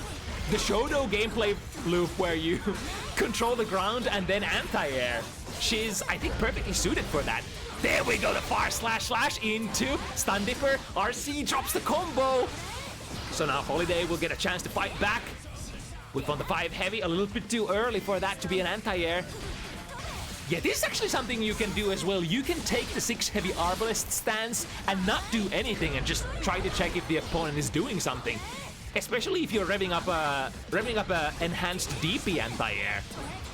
With the 5D, there was, I mean, it was a realistic gamble. Trying to gamble with a Green Sever afterwards. Holiday was basically looking for the last hit with one of those overheads. First, going with the rare, the raw Green Sever, then trying to tap with the 5D, but none of those sank in. I guess it's good knowledge from Penguin's side that the opponent would have a lot of overheads on command. Yeah, I gotta RC that, otherwise you're punishable. Into the beam. Ooh, but the challenge 2K2D. That beam is +12. So like you gotta be really frisky if you wanna try to challenge that. But I mean, if you think the opponent is running into a throw, then yeah, maybe. But it is a guard crush, so defending against guard crush throws is not very feasible with normals, right? If you're familiar with how those mechanics work in Guilty Gear Strive. Okay, first round goes for Penguin, and this is a really, really important game for Penguin here in order to maintain some sort of reachable distance to your opponent. Oh, but the DP was a little bit too far. So Unica is a little bit chunkier of a character than many others. She moves a bit slower and her air mobility is a little slow as well. Although to compensate that, she comes down from her jumps really fast as well. And you know how powerful that is if you played against Gold Lewis or May before. With the overhead. Yeah, that's gonna be a punish. Trying to backdash out of there, but the close slash still caught.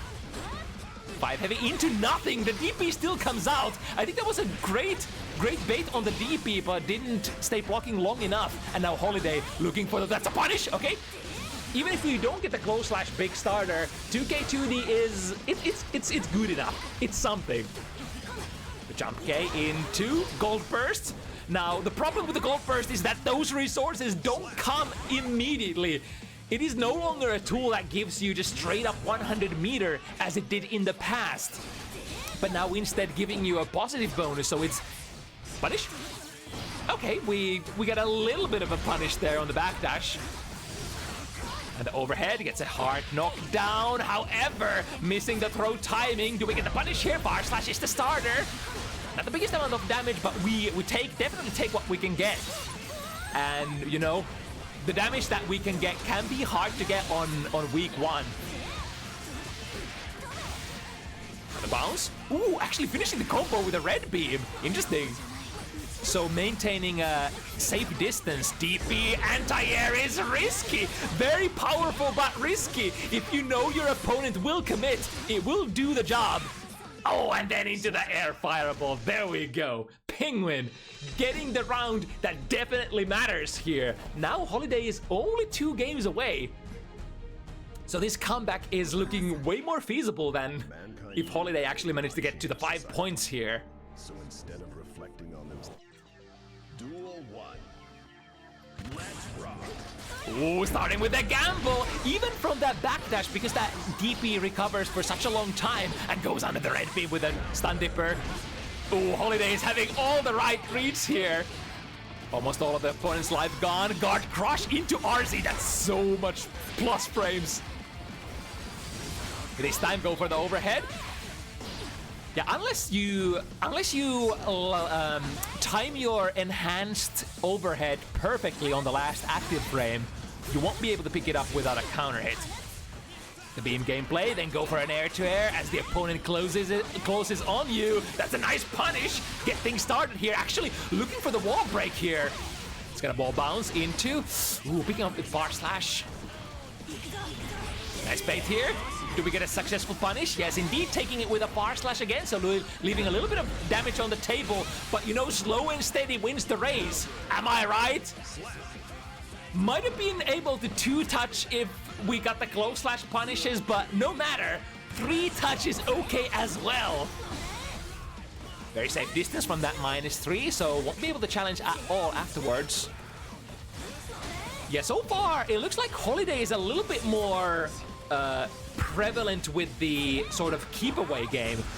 Willing to test the opponent's fireball fundamentals. Here's a DP. However, you can only go back to neutral with that one. Although, if you're DPing the opponent towards the corner, then of course that is an advantage for you. RC into nothing. +5 from the regular non-arbalest overhead. Like, even if it's not -2 much, you can still get like almost a meaty. Not really a meaty, but like a super late meaty. Ooh, caught them with the slide. Look out for the ankles. Ooh, the attempt with the 5 heavy was really close there.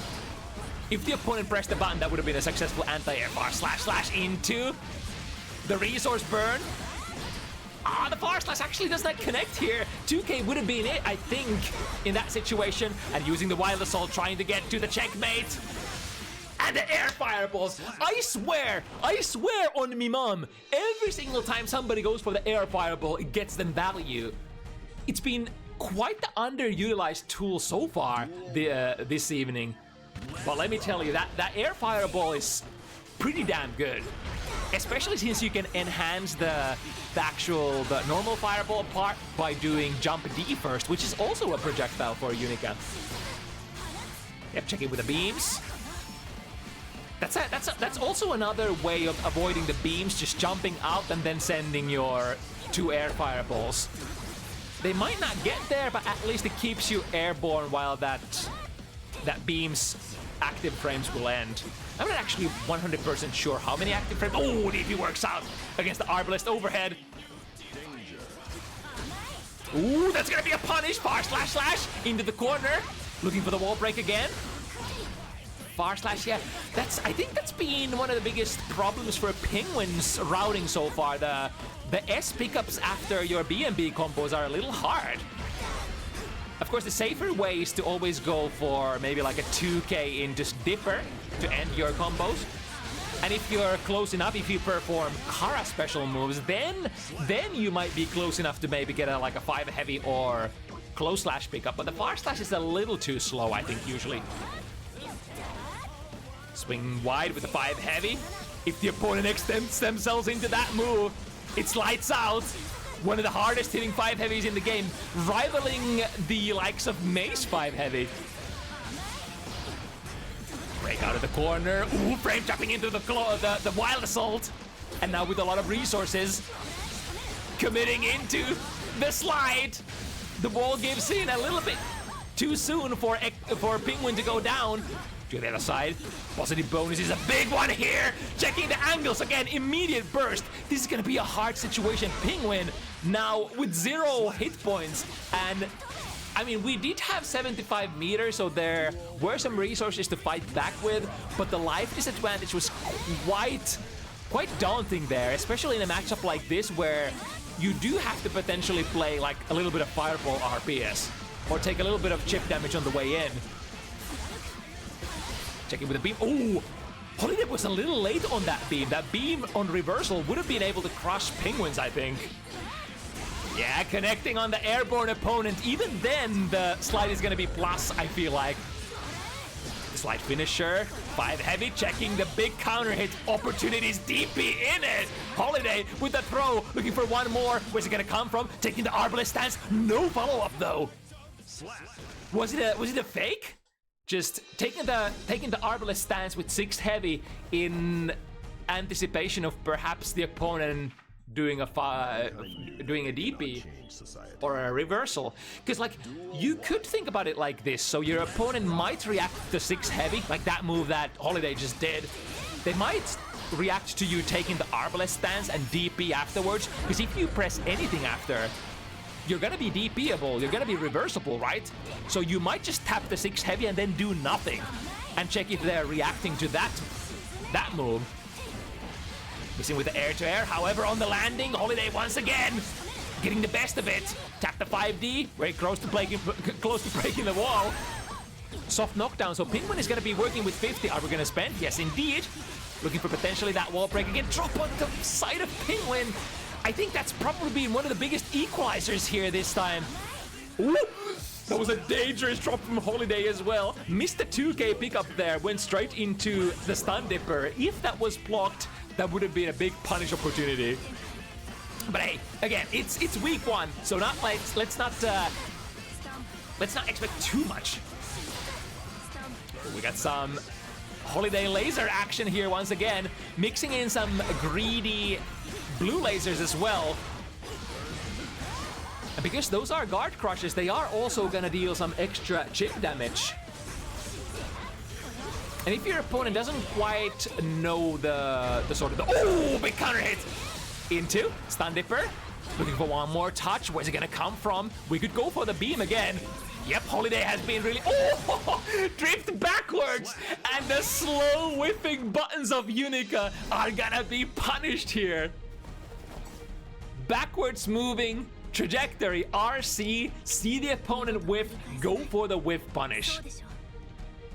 Good stuff for Holiday. Looking for, I think, one more victory if I've counted correctly here.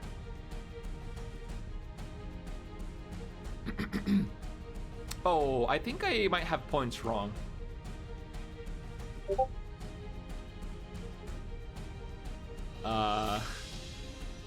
Okay, so it's 7-2.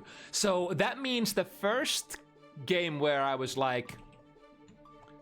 between like, was it Holiday or who won, or was it Penguin? It was actually Holiday. I second guessed myself there and was like, no, it had to be Penguin because I saw like a brown inner jacket. But anyway, 7-2.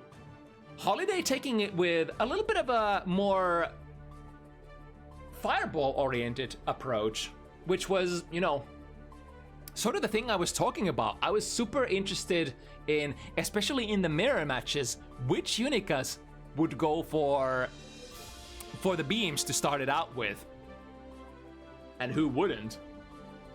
But either way, gonna be 7-2 for Holiday, and we shall move on. I think, is it Wait, we played this already, so it would be the matchup number 4 next. So MOB versus not Orin, but instead I think who's it again? It's Putnik Saul, right? Yeah.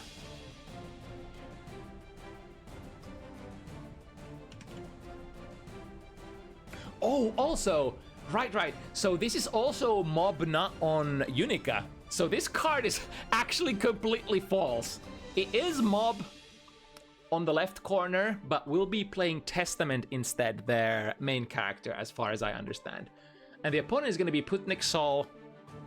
So this will be another match where no Unica will be present. I should probably put this card away, because it's just goddamn completely false. Right. Let's put the poster up.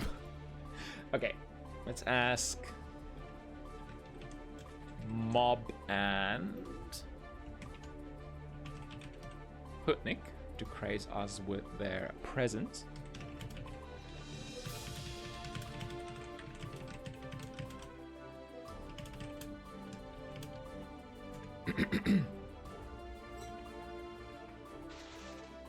Oh, wait, I made a mistake here. I put MOB as Unica when they should be Testament. That's actually that's my bad. Wait, didn't I have?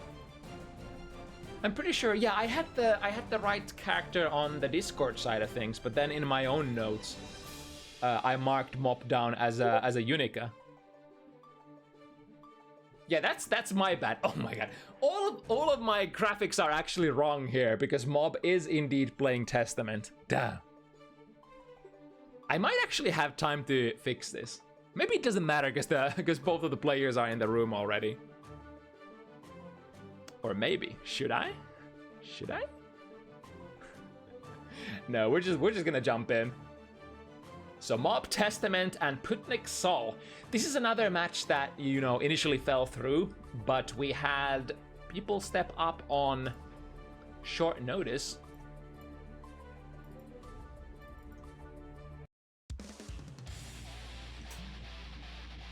God, we got a lot of Testament today, didn't we? This is the third Testament player entering the fray among all of these Unicas. And that's pretty cool, because Testament is... I think Testament is like decently underrepresented, especially at higher levels of play, right?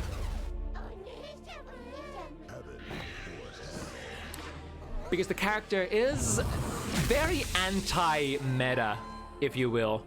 Like the current meta of Strive, or rather the Strive meta has always been like hard-hitting characters that can bully their way in really fast, and then the Season 4 meta is like favoring a lot of heavier characters that can take punishment, and characters that can deal a lot of punishment. And Testament kind of like achieves, like speaks to none of those features. Especially the lack of like straight up damage right away. Ooh, spending a meter to get the guaranteed curse here. Into the Stain Pop, can't DP the Crow, unfortunately. And here we go, the second part of the Fireball. Unfortunately breaking the wall for a MOB. Staying patient, the opponent has resources as though they could explode on a moment's notice. And MOB is basically looking for one more hit, so we can still take this combo without bursting as well. 100 meter, eventually we do have to do something. Burst is the first thing. Sending the Crow, however, the critical miss here. Putnik slides into perfect close slash distance and starts a massive combo with a counter hit. Slightly unfortunate, MOB, like, that's exactly what I mean when I'm saying that Testament is quite not Strive meta. You work so hard with all of your hits, and then the opponent just comes in and two-touches you. Oh, but this will be quite a hard-hitting combo. Starting with a close slash, revving up a fully charged heavy fireball as well. Got rid of the curse here. As long as you are able to land a hit on Testament, will get nullified. And now the corner pressure for Mr. Bad Guy. We all know the premium striker.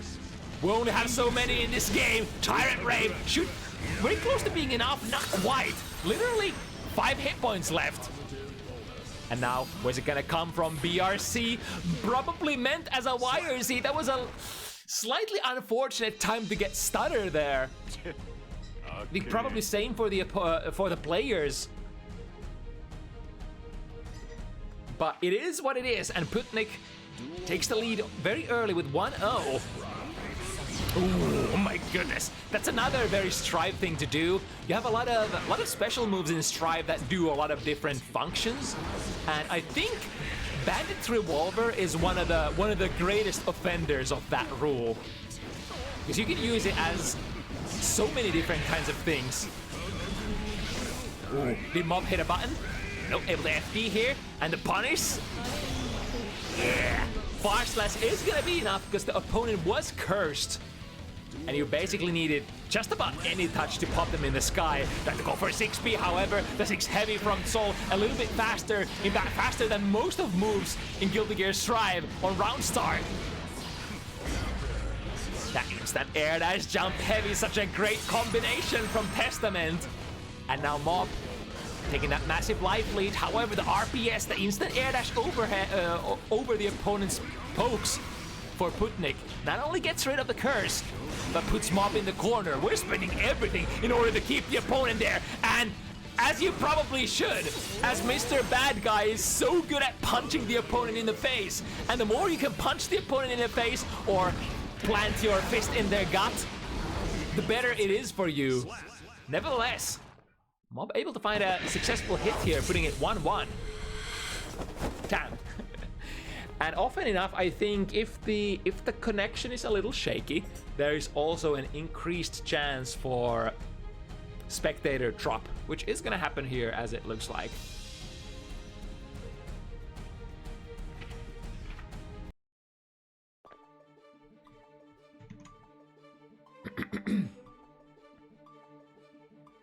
Yeah, this is such a... This matchup exactly, especially this matchup, is such a great showcase of like how things in Guilty Gear Strive work.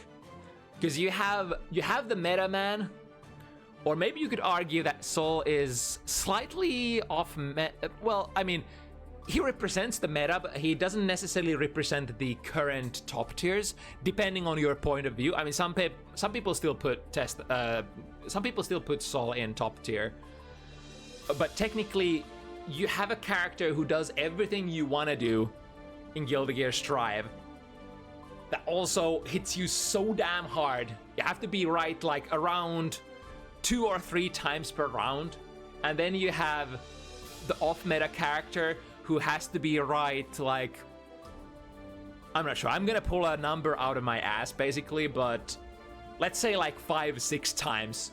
So you gotta be right like around twice as much as your opponent, or maybe even more, because your game plan has so many like interactable steps. Of course, you know, the steps are fireballs, so they're not necessarily easy to interact with, especially on full screen. But technically, there's always an opportunity. As long as you don't get hit on meaty, you can always jump out of those fireballs. You can try to go under, try to go over. And there is never an angle that Testament can really hold you still. Necessarily. So it's like the whole story of what it feels like to play Guilty Gear Strive at the moment. Not saying it's like impossible for Testament to win or anything. It's just like you represent certain kind of archetypes, certain kinds of categories of characters that perform according to what the game asks of you or doesn't. Of course, I have a lot of respect for people who, of course, play off meta or characters that are generally considered like not the strongest per se. Oh, did I actually forget to... I forgot to do this. Hope we get there in time.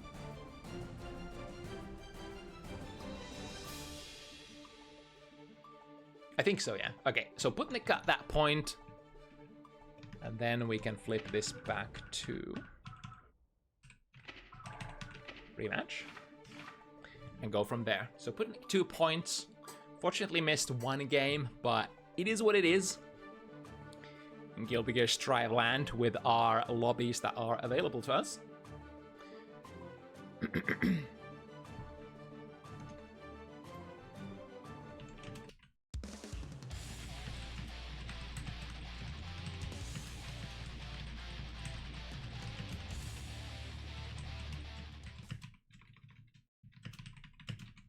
Mankind knew that they.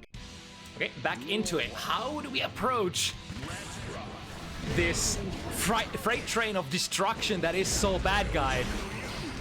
On Testament, we gotta do it consistently, precisely. Ooh, with punish on a too heavy. That was a great move from Putnik. You know, even though tries to go in with the Vortex, that would have been actually good if Vortex went a little bit further. The session straight into the curse. Calling the girls. Is it close enough to break the wall? I don't think so, right? But we're gonna get a decent pickup. Get a recurse there on the soft knockdown, and then dodging the 6 heavy. That's gonna pop, yep. Putnik not taking a risk there, even though you can play really risky RPS on that Bandit Bringer. Ooh, speaking of risky propositions, going under there with the Vortex. Evading the site completely. And now MOB converting into a BNB combo. Drops the ender there. It was a little, I think, iffy the distance there. Got clipped by the heavy fireball. Fireballs, yep, this is kind of the gameplay that you have to utilize. Because, like, Soul could be coming at you, swinging really wide, doing those vortexes, doing those bandit revolvers, could do those bandit bringers. And if you are on the ground, you put yourself potentially susceptible to those. So you want to be in very tricky angles if possible, maybe throwing some air fireballs, covering the air approach, then sometimes on the ground, throwing upwards fireballs, throwing horizontal fireballs. You want to try to vary it up as much as possible so that you're not a sitting duck for the striking mans. The throw. Ooh, fully revs the 5D. Okay, would MOB burst here? No, that's actually smart. So holding on to that because MOB is on a round lead here, so deems that it's much better to go back to a round start with full health and full stamina, sorry, full burst, than to do any of the risky plays here, such as the hero burst that could have happened. Let's combo into a fully charged 5 heavy into. Well, the DP is gonna put MOB back into the corner. However, the back throw, we are in our element. I think that's a safe jump as well. Oh, this would power through, right? Wait, for a moment I thought MOB used the super there as well, but it must have been a different move. Yeah, get the throw. Oh, we're cashing out.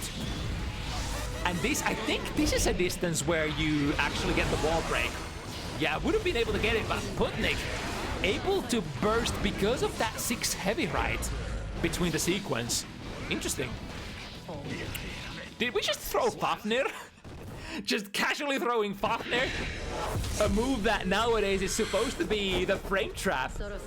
But I mean, I guess if you know what you're doing, know your string, and know that there's a big enough gap, then there's a lot of things that you could RPS with throw throughout the cast. Ooh, I like that, the variation. Throwing the normal crow, not homing into the succubus marker, which, if you would have thrown the succubus marker fireball, Putnik would have jumped over it. And here comes the striking. I think committed to a throw here, so Calamity 1 will do good work, taking the teleport, then going for it. After Putnik basically deemed that, okay, the teleport didn't come out, that's when MOB just doubled it up and tried to buy some extra real estate by teleporting into the mid-screen. Ooh, but the threat of the RPS there, even though Soul is minus, it can sometimes be a daunting task to press after that Bandit Bringer. Sending the nude crow again, and it's another cool feature. When the crow returns back to you, it usually returns on a low angle. If you use crow immediately afterwards, you can send it on the same trajectory that it came back from. So it would be a horizontal grounded angle instead, which is much harder for the opponent to evade. than other crows. Ooh, that's a counter hit, so we can pick it up. Put them in the corner with Fafnir. Again, throwing the Fafnir. MoB has been doing it so consistently. It has to be a conscious strategy at this point, right? Yeah, I was trying to fish for the Vortex hit. Wasn't able to get it at first, but now, is it gonna be enough? The wall break happens actually immediately. Damn, MoB would have probably liked to put another extra normal in there if possible, but hey, this is okay as well. We'll take it. We'll definitely take it. Man. Duel 1. Let's rock. Ooh, that's gonna be a punish. Was maybe expecting a burst there at the end of the combo, because didn't follow it up with a Reaper. Speaking of Reapers, the heavy kind is such a good at checking the ground, or basically the space in front of you, so it will hit vortexes very, very hard. Ooh, that was an ambitious possession. Teleporting straight into Putnik's warm embrace, and here comes the 5D again. This time, MoB does not have an option to burst out. Positive bonus, and a hard-ish, soft. It's kind of like a medium knockdown, isn't it? After the 5-headed finishing sequence. Sorry, the 5D finishing sequence. Oh. I wonder if that was on sort of a reaction to how MoB has been throwing those Fafnirs. So now maybe a little hesitant to let them rock from sequences that Putnik has been performing them from, and combine it with a PRC to see if the throw would actually come out. Ooh, it's a Vortex counter hit, so we can pick up a combo. Has to take the soft knockdown, but now 50 tension and more coming. However, a great prediction here using the upwards fireball. Nice position out of the corner as well. However, the Jayce with the bandit bringer of the air kind. There we go. That's the thing that MoB has been trying for so long, trying to fish for the daring vortexes. And I think Too Heavy is one of the more active moves that Testament has, but also quite whiff punishable. In fact, Putnik has been whiff punishing it before. The throw sees it, that's gonna whiff, and gonna go for a throw of their own, equalizing the situation once again. 3 points each. All right, we got the early game out of the picture. Now what are we gonna follow it up with? 6P clashes with an SDP. Okay, that's pretty. Those are pretty. I mean, pretty standard options from Testament side, but very daring option from Putnik. But I mean, Putnik is one of those very daring players to begin with. I mean, if you play Sol, there's like a 80-70% chance that you like to swing it wild, like to swing it wide, and like to take some gambles here and there. That's what the poll tells me. The survey reveals, oh, but there's another grade 2 heavy. However, this time was, I think, on a slightly more awkward distance to convert. Arbiter sign, there's the fake out. If you are reacting to the Arbiter signs, and if you are reacting especially to the high, then you could get caught by this little trick that MoB just did.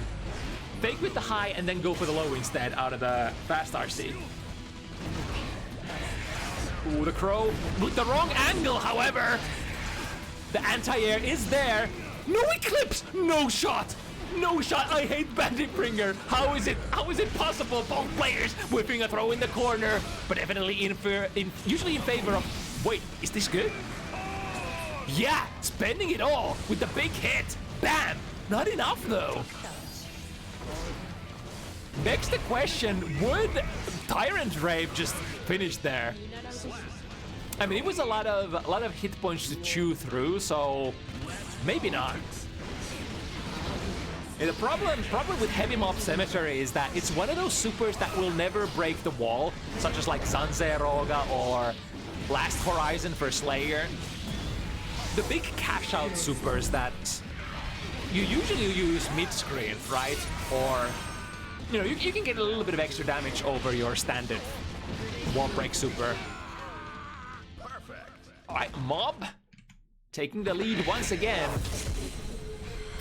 The thing, although, like if you go for those 100-meter burners and you don't get the kill, they are usually disadvantageous compared to just the standard 50 tension wall break, which would leave you with that 50-meter. Nice conversion with the wild assault. This is gonna put them into the corner. It's actually one of the like harder hitting conversions that Testament can do.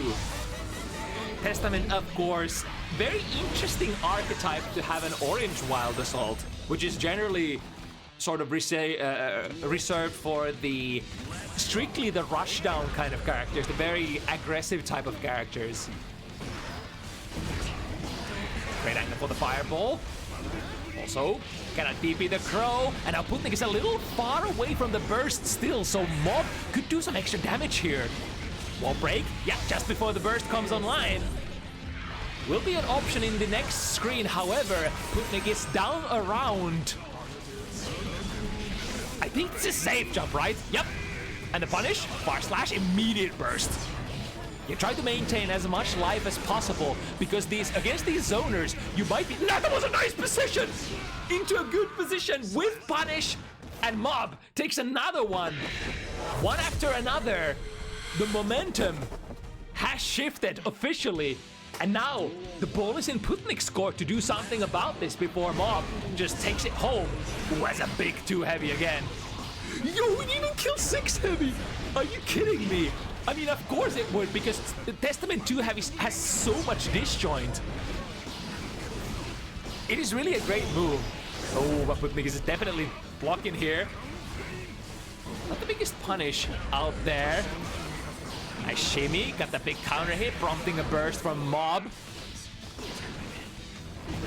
And then holding but sending the marker was in a slightly awkward angle there, allowing Putnik to just go right under with the vortex, but following it up, the knockdown into high arbiter sign. Punish, yeppy. Yepping indeed. Oh, a little bit of footsies there. Another move that has decent amount of disjoint is Testament's 5 heavy. The only problem with that move is that it has very limited range, so it's generally, I think, used in like a mid-range brawling kind of situation more. Oh, just barely whipping with all of those moves, going for the 2K, going for the 2S. MOB is. And then the YRC, give me +10. Ooh, give me the gold burst. That's a positive bonus. However, Putnik will have to put on a couple more hits to be able to reap the benefits from it. That's decent amount of benefits, and dashing into the big commit throw.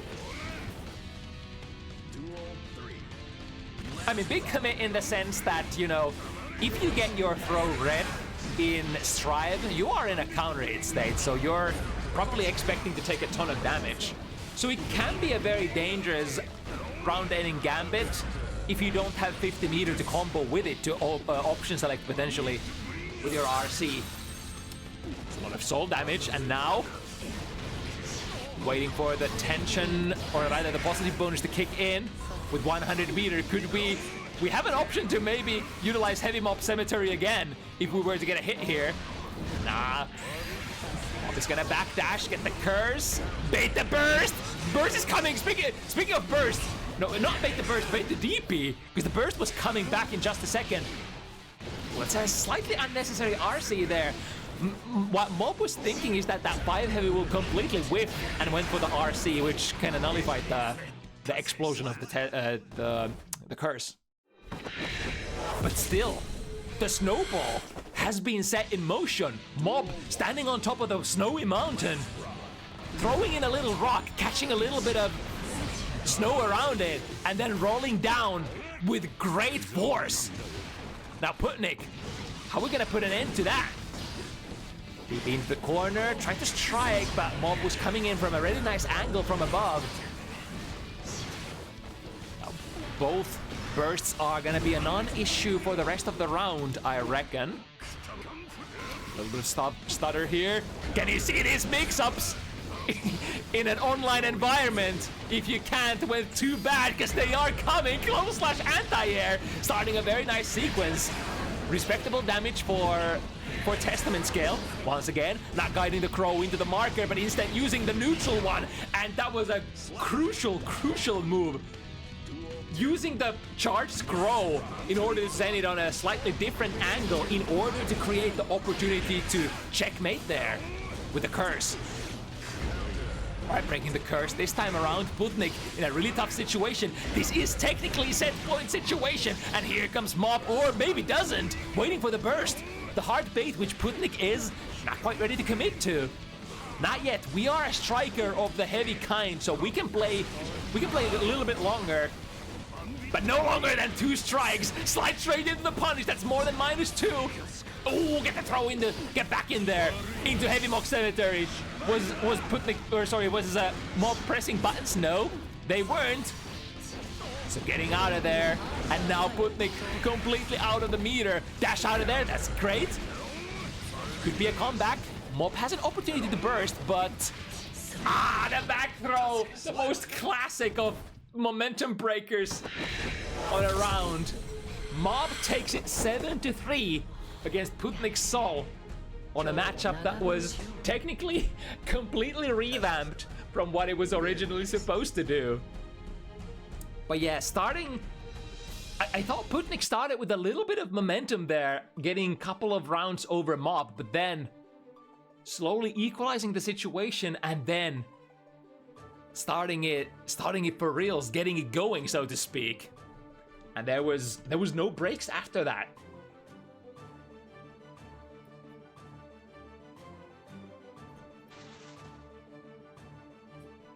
Let's see. Wait, why do I have this card? I'm confused. Aren't we? We don't have either one of these players. No, never mind. We are. I'm confusing myself. It was Ruby who dropped out, not BlackRaven. Okay. So we are gonna have another Unica mirror.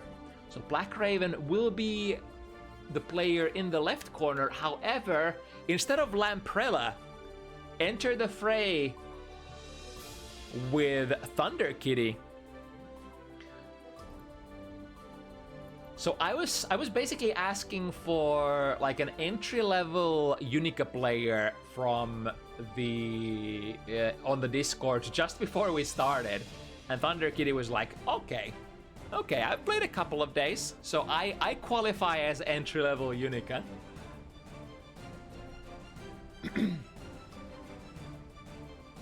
And so we are gonna play it out. Unica Mirror, Raven versus Thunder Kitty. This is a very personal kind of matchup for me, because me and BlackRaven have been playing back and forth quite a bit during this week, sparring the mirror. I think playing against me has probably been the sort of the primary experience that Raven has been getting in this matchup this week.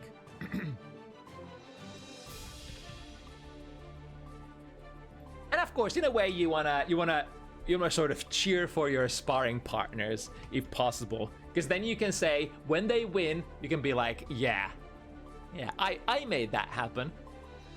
I was sparring right there.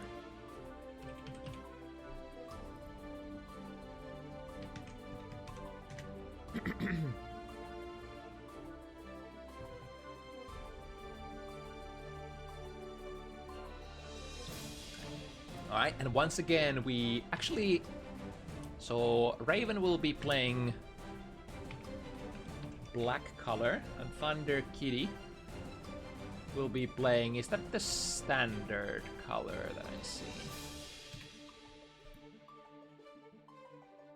We could also call this white, maybe, to create some contrast between the dark color and the light color. Oh, color 7? Which color is that? Unsure. Oh, right, because this is Lamprella's color. I'm so dumb. Forget everything I said. I'm actually dumb. We're gonna see the color in a second. We'll fuck it. We'll do this live. Never listen to anything QK has to say, because it's gonna be wrong in the end. Also, Raven is completely different color as well, right? So this is actually purple, and then Kitty is Is this red? Red. Okay. There we go. Now it should be correct. Alright, these colors will be easy to tell apart from. Wait, the other way around. Kitty is purple. I'm so freaking dumb. Alright, one more change. Bear with me here. Hosting events is a blowout. There we go. Raven is actually that's not red, that's black. Oh, fuck my life.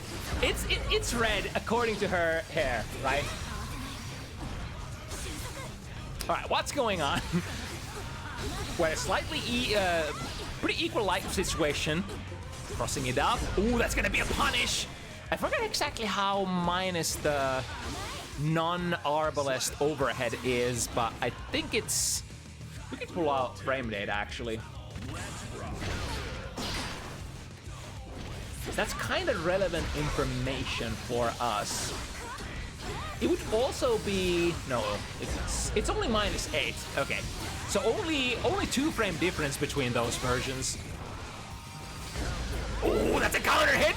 And with the enhanced version, I think he didn't get the close slash as the initial pickup, so it was a little hard to pick it up.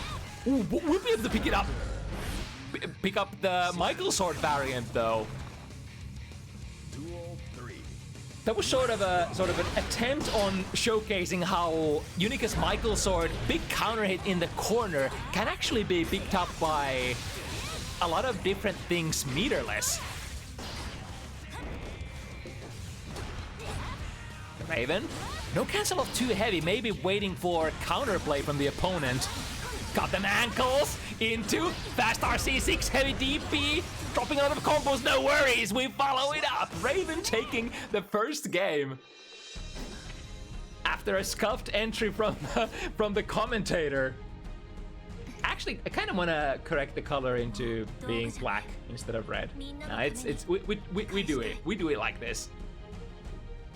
But yeah, Raven has certainly played this matchup a decent amount. In fact, this is the sole matchup that Raven has been playing. Has not played any other matchup so far as I've understood. Which is, you know, I mean, you were sort of pitted against Unica Mirror, or like, you were destined to play the Unica Mirror anyway. So what's the point of playing any other matchup? You could just practice this one. Oh, taking the blue beam. The hard knockdown with it as well. However, BlackRaven gets in with the combos. I think BlackRaven has a decently good combo execution. Oh, even with that drop, that was the most lucky drop ever, I think. Or maybe that was premeditated, actually. Oh, Kitty's 5 heavy starts 1 frame earlier, but perhaps not. Has not muscle memory the full conversion yet, which is of course probably one of the most important conversions that you should learn day one, other than, you know, the starter from your close slash. And because this overhead was enhanced, was able to spend the 50 meter and get a pickup. Oh, that's gonna be a punish. 2K2D. All right, small, but we'll take it. Going with the instant air dash, cross up, switching sides. Even if you don't get the maximum damage out of that, that's fine. Switching positions is very powerful abstract reward as well. What? Revs up the Megadeth Buster, very delayed, and it actually sinks in for Kitty. Okay. Nice, walk back, far slash, whiff punish that 5 heavy. That's kind of like what you have to do. Make the 5 heavy whiff, and then whiff punish it as much as possible. Revs up the arbalest, but not doing anything. Maybe expecting a reversal there. Alright, this will be safe. -3 only. Whatever you do, don't... Ooh, the Michael Swords colliding. And with the RC, I wonder, was there a pickup? Maybe we would need a counter hit instead to be able to pick up from there. Right, 2K2D, Abare, into plus frames, 5 heavy. You can of course do that 5 heavy, 2 heavy follow-up on OTG as well, which will basically OTG as a projectile that comes from the 2 heavy follow-up. Here we go. Is it enough? Not quite. Very close though. Now Kitty has a lot of resources. Drifts is... Oh my goodness. Was that a punish? Catch on the backdash perhaps? Is he fast enough? Instant air dash, big gamble. Can we get a pick up 2K whips? However, so does the Megadeth Buster. Oh, and the empowered Greed Sever is what ends up taking it for BlackRaven. What a scramble there at the end. Both players swinging back and forth.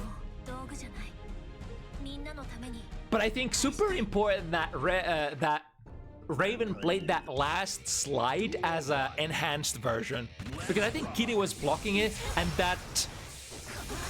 Yeah, if we have only the standard amount of hits there, Kitty might have just blocked it and punished it in the end. Aggressive burst, however, Raven gets out of there. Instant air dash, approaching, nice frame trap, glow slash delay 2S. Naturally does not frame trap, you have to actually manually delay that to get it. Does it again? But it's also a little hard to hit confirm from my experience. Like if you don't counter hit with that 2S, it can be hard to see that it hit. Oh my god, Raven goes for -3 into DP. Keep the opponent in the corner. Oh, the overhead though does not low crush her own slide for some reason in a lot of situations, I notice. Megadeth Buster, Synth 100 into it. Raven stands up for the overhead, tries to escape the corner. Kitty says no, we'll hold down the fort. Air to air into a big juggle. Great play by Kitty there. Oh, there we go again. This time, do we got it? Yeah, we got it. Forcing the burst away from BlackRaven. The jump heavy actually wins the more horizontal move there. But I guess Kitty pressed the button a little bit too early, or went airborne a little bit too... went airborne a little bit earlier than Raven. Players looking for the hit, that's not gonna... Oh no, the knowledge check! There is 2 hits for Megadeth Buster as well. In that sense, big counter hit punish here. Let's see the combo through before we continue with our point. Tried to get a wall break here, but I'm unsure if you can get the FRC beam there. So Kitty ends up stealing it back and putting her first point on the board here. I already forgot what my earlier point was, but maybe we can come back to it if I can remember later. Go under. That was really dangerous. If that was a close slash, I think that would have punished.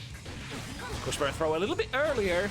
That slight reduction in movement speed compared to standard characters might be biting players in the ass a little. Nice air to air, waiting for the burst. The burst never comes. Will it come from Kitty? Oh no, never mind. Kitty does not have a burst. So no option there. Overhead, only +5. I won't be able to react post-flash. I think Raven might have committed to a different special move already. Nice jump over the beam. Here comes an early cancel into non-powered version of the Megadeth Buster, but still decent amount of damage and a hard knockdown. That is not a safe jump as far as I know, because Unica does have a 9-frame DP herself, and she can only do a 10-frame safe jump out of the hard knockdown wall break, if I'm not mistaken. But again, not everybody is gonna know it, and of course you should. You should always check if the opponent has the knowledge. Nice whip punish there. Goes into a great combo. Not quite the wall break, but we can set up the guard crush beam Oki here. -6. Missed the punish. Ooh, that was empowered DP as well, so you can actually pick up after that. It's a very strange kind of thing. Picking up your DP combos. RC, and of course BlackRaven smartly holding his burst. He is sitting on a round lead here. Taking that. Oh, there we go. Look at this. Even without a counter hit, it still converts. Unfortunately, went for a 2K pickup. I think you can pick up with 5 heavy at that point because the starter is so good. Ooh, but it's a big one. And the pickup after the dash cancel as well. Very nice for Kitty. Oh, 2. Damn, Raven, how does your mom let you have 2 6 heavies? But no reaction from Kitty that time. Going back, that's a big one. Lots of frame advantage for the counter hit Michael sword, and now do we have the pickup? Misses the close slash, and here comes the Megadeth Buster. Not gonna be enough to finish, but Kitty is loaded a meter. Send the guard crush, send it again and again. jumps over. However, Kitty has 50 meter, saves herself. That's a punish. No cancel, but the OTG is enough. Knows the OTG. I think Kitty sort of probably didn't have the muscle memory to go for any other combo, but she did know what to hit the opponent there on OTG. And I think the best one for Unica is gonna be the 5 heavy. Very fast, very hard hitting, and extends hitbox forwards really fast. Tried the instant overdash over the beam the beam fireball. The problem for Unica is that because she does not instant air dash like super far, or maybe she actually does, but the air dash is rather slow, I want to say. So some other characters might be a little bit better jumping over the beams than herself. Picks up the wrong special move to try to break the wall with. The slide only hits low when the opponent was stuck so high. Double it up, another combo. Not quite the kill. Still could be anybody's game. No cancel! The tension was, I think, there towards the tail end of those. And again, the 5 heavy OTG. Kitty. Starting to rev up some momentum, starting with a DP. We've seen round starts like these quite a lot already on this event. And it kind of makes sense if you have a character that wants to just hit the buttons immediately. Hell, even if you take a micro step backwards and hit R slash, that should maybe get clipped by the DP as well, potentially. Again, -3 into DP. RPS working out for Raven. Gonna RC that. I think that was non-enhanced. Second hit, this time waiting for it. However, too far. The 5 heavy into 2 heavy, just a little bit too range dependent, I reckon. And there's the DP, RPS again. I think at this point, I wonder if Kitty is picking up on what Raven is doing. Alright, going in with the slide, and now what do we do for corner mix-up? Commits to the throw. However, Raven was already jumping out, commits again, but no punish. -3, and because of the DP threat now, Raven switch up the layers, goes for the throw instead. This is conditioning. Remember to use conditioner when you shower. The DP will stick a little too far away from the... I wonder if you go into your Arbalest stance with 6 heavy, does that actually generate meter? I don't think it does, right? So there was no super for Raven there. There will be, however, a super PRC, and now Kitty... Oh, the 2S works as well! Okay. Even though that might do a little less damage than 5 heavy, it's still, it still reaches, and if you're looking to shave the last pixel, it doesn't really matter that much what you OTG with. Also, I wonder, did I forget to put a point in Kitty's account? Yeah, Kitty immediately bursting out of that 5 heavy counter hit. That's very, very destructive. No anti-air. Kitty lands safely into a 2K 2D sequence. Oh, there's the anti-air! And no burst to save you. Maximum damage. Ended up with an enhanced slide as well. Close slash. However, with the dash cancel, that would have only been a strictly counter hit combo. And Michael's sword reaches really low to the ground. Maybe able to cleave Unica's slide. DP is gonna be enough here. Good choice.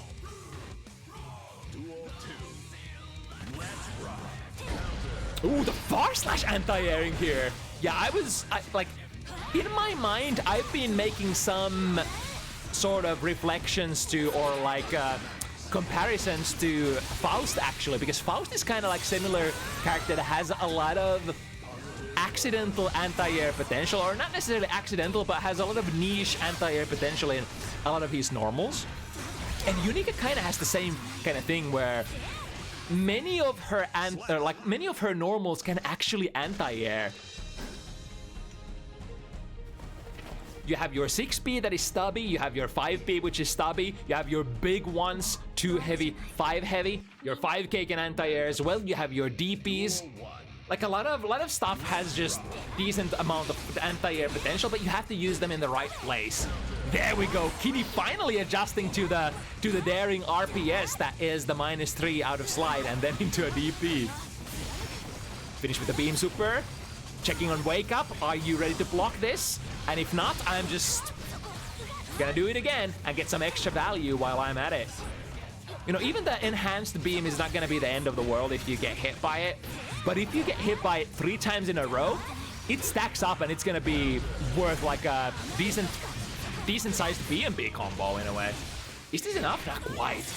The DP very close to finishing, but we would have needed Megadeth Buster, who tried to backdash out of it, but it clipped Raven's toes. DP, starting with a 2 heavy. Can we get the successful combo? Super cancel. Non-enhanced, so not gonna be enough. I think enhanced Megadeth Buster would have been enough here. But of course, when you've only played 2 days, which is the amount of, I think the amount of days that Kitty has played Unica so far, not all of the combo optimization is gonna be, you know, it's not gonna be there just yet. And of course, when playing a new character, you want to make it as simple for yourself as possible. So do the things that you can do, and don't do the things that you haven't practiced. Don't do stuff that is not in your muscle memory, right? DP works out, putting Kitty in the corner once again. That's an enhanced 1. DP from Kitty. Life situation is equalized. Finds the 2K, tries to take it to the throw. However, Raven is already up backing. The deflect shield does nothing because the opponent was put in the corner and you can't push away. Like, you don't get pushed away yourself, only the opponent. Bait the DP, here comes the starter, and that should be enough for Kitty. Kitty looking to equalize the situation here. It would be a big deal for Raven to get this round here. Good air-to-air jump slash. Warranting a burst for sure. If you have your routing down, you can definitely wall break from that. Front side this time goes a little too early, I reckon. But, you know, that's no problem. The opponent would probably know the setup as well and know that that is going to be a safe jump for the most part. That's a punish. Yeah, I like that. Instead of going for the 2K 2D, goes for a far slash slide instead. Just getting a little bit of extra damage. Even if you think you're not gonna have the micro dash on point after the opponent's non-arbalest slide, just go for far slash then. That's decent improvement to the 2K 2D slide sequence that you would get otherwise. And the worst has happened from Kitty's point of view. Raven has gotten another point. That's +3 on your score.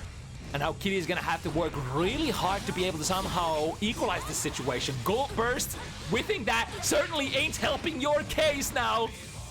Oh, that's a punish. Going with the 2P though, kind of small, but okay. 6P, yeah, into the Michael sword. And Raven's turn. Getting stuff uncancelled, but to the other side completely makes the DP whiff. That's one way to deal with it. Right, the jump in works out, Raven. It's like, I still want to play this. I have 50 meter here. But if Kitty routes this properly, this could be a kill. Unfortunately, not only dropping the combo, but also missing the throw meaty, or quotations meaty attempt. Tragedy strikes. I understand though, because I've noticed that with Unica's frame situations on Oki and her slow movement speed, I tend to miss some of my throws as well. Right, big damage coming from Raven. -3, are we gonna play the same DPS? Yes indeed, Kitty takes a page out of Raven's book and DPs the -3. Deflect shield works out, that's nice. The instant air dash punishes the grounded pokes. 5 heavy hits, however, I think that was a delayed cancel, wasn't it? Or, no, actually, never mind. That doesn't work on without counter hit, right? Because 5 heavy pushes the opponent so far away, you would need counter hit to link into your heavy follow-ups. I'm pretty sure. Wild Raven is blowing forward, 6-2. Unless we miscounted at some point.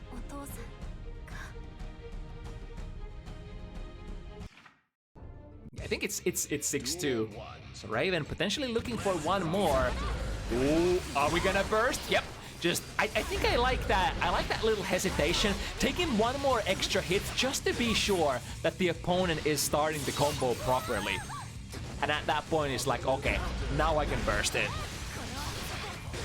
This is a 2-touch, right? Megadeth Buster. Ow! We have soul damage at home, baby. You give a close slash starter or a 5 heavy starter, it's over in 2 combos. Trying to burst out of corner. Ooh, that has a lot of recovery. That missing that Michael sword, and now with the left right, coming in with a stake throw, and another one. Overhead RC can't do that though. So for the non-arbalist overhead, you would have to hit as a counter age to be able to spend meter. I think that's the primary difference between this version and the red one. This one you can just burn meter on, and it doesn't really matter. However, as we're talking about that, Raven snatches the last elusive, or maybe not so elusive, because we were grinding this matchup so hard all through the week. Not so elusive 7th point. But also, big thanks for Kitty for showing up on short notice for this matchup, even though they technically had only a couple of days under her belt as far as Unica experience goes. But yeah, good hustle nonetheless. And I think we are nearing the finale of the evening. Only 6 matches this week. But here comes maybe the projected highest level Unica mirror of the evening. Of course, it's always a little hard to say when players are picking up character for the first time and they show up for the first time on in an event. But generally, I think, Jalis is a player who always picks up the newest DLC characters. Jalis is a player who, intuitively learns stuff really, really fast. Picks up characters fast in fighting games in general. And because of that, he's always been, at sort of the very top of the new DLC players, new character players. Doesn't matter what game. Grand Blue, Guilty Gear. What are all the games that Jalis plays? Every single one of them, always week 1 doing really, really good. And Civ is also Civ has been, as far as I've understood, quite invested in this character. So has been labbing a lot, has been playing a lot. And also a decently high level player on their other characters as well. So according to these little tidbits or facts, I should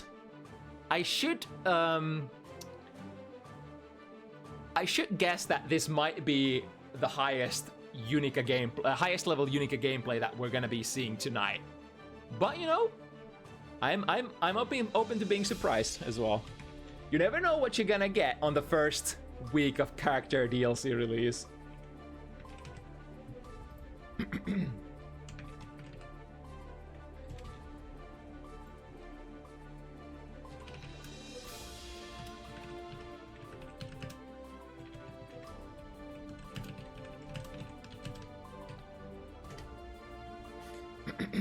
All right. And for this one, if the colors are to be trusted, then Civ would be purple, and Jalis would be, what is this color? Red? Is this color red as well? I'm gonna say this is decently red.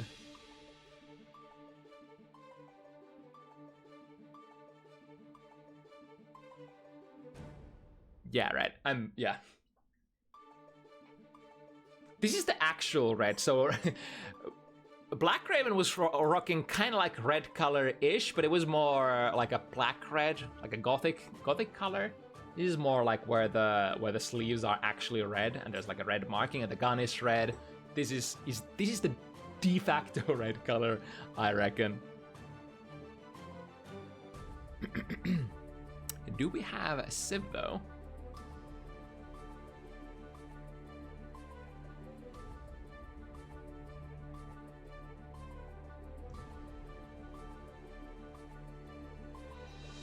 If I had to take a guess for how do these players play, I'm gonna say off a gut feeling, I would say Jalis is probably gonna rush it down more, and Civ will...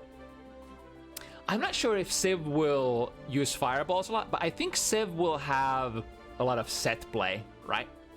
Jalis is probably gonna rush it down and have a couple of really well-practiced sequences, but Civ will probably have like a little bit more polished set play scenarios that are gonna also... I mean, in that sense, I think the players are probably gonna be like rather similar. But I mean, it's all a speculation. We're only a couple of seconds away from actually seeing what's what. As the last pair of the evening enters the fray, Jalis, the multi-talented fighting game player from Finland. And on the right corner, we have Civ, representing Lithuania. Definitely the less experienced player as far as fighting games go. I think Civ started fighting games with Guilty Gear Strive, but you know, the time investment has definitely borne fruit. Jumping over, there we go, the jump slash goes active faster than Civ was able to anti-air. Gives us Jalis no cancel into the slide that time, which is, I think, probably better than canceling into it. If you're not hit confirming your far slash and you do like far slash 5 slash, then you probably like, unless you're trying to surprise your opponent. Ooh, nice side switch though. Into the corner, there's the -3 and there's the DP RPS. Jalis tries to go air to air, however, maybe deems that the angle was not good enough. Here comes Civ, spending the meter. Was trying to fish for a kill with that, but now going into the next screen, Jalis having a little bit more resources. Would have been so great if Civ actually got to use all of those resources that she got from the positive bonus, but alas, it always takes a little bit of time. Can't burst out of this. Let's see the combo. Finishing it up with the Michael Sword. I think one of the bigger hitting enders that you can have for yourself. Ooh, DP between the S and S follow-ups. Yeah, there's a lot of points in Unica's pressure where you can actually DP out if you dare. Ooh, interesting hit there. Jalis will be able to block that, and starting with the S button. I like that again. No small punishes. I mean, everything is small compared to like a close slash starter, but hey, S is almost better than K. Trying to fish it, there we go! The third time's the charm! Jalis was probably trying to thread the needle and go between the pokes for... There is a decent amount of recovery for that 2S as well. But trusting in the active frames, here comes Civ, smacking, taking the first... Or no, not yet. That was just the second round, damn! These rounds are actually taking decently long. Even though the character is so hard-hitting, it is... You know, technically 2 Shotos against one another, so... Like, unless one of the players takes a huge gamble, you're not necessarily gonna see those big damage roots right off the bat. And there is a lot of Fireball RPS, which is usually small-scale damage, right? So I think Unica mirrors are more akin to chess matches rather than just arm wrestling, if that's a good analogy. That's confirmed. Ooh, and the improved confirming to the DP as well. Jalis has that on point. That's a small optimization, or rather a large optimization that you can do in the corner. If you catch them with the far slash, go into Kara DP instead of going into slide. And you're gonna launch them into a big juggle. Starting with the air fireballs, and the air fireballs usually lead into decent amount of frame advantage as well. She was able to set up the red beam on the ground. Throw, gold burst against it though.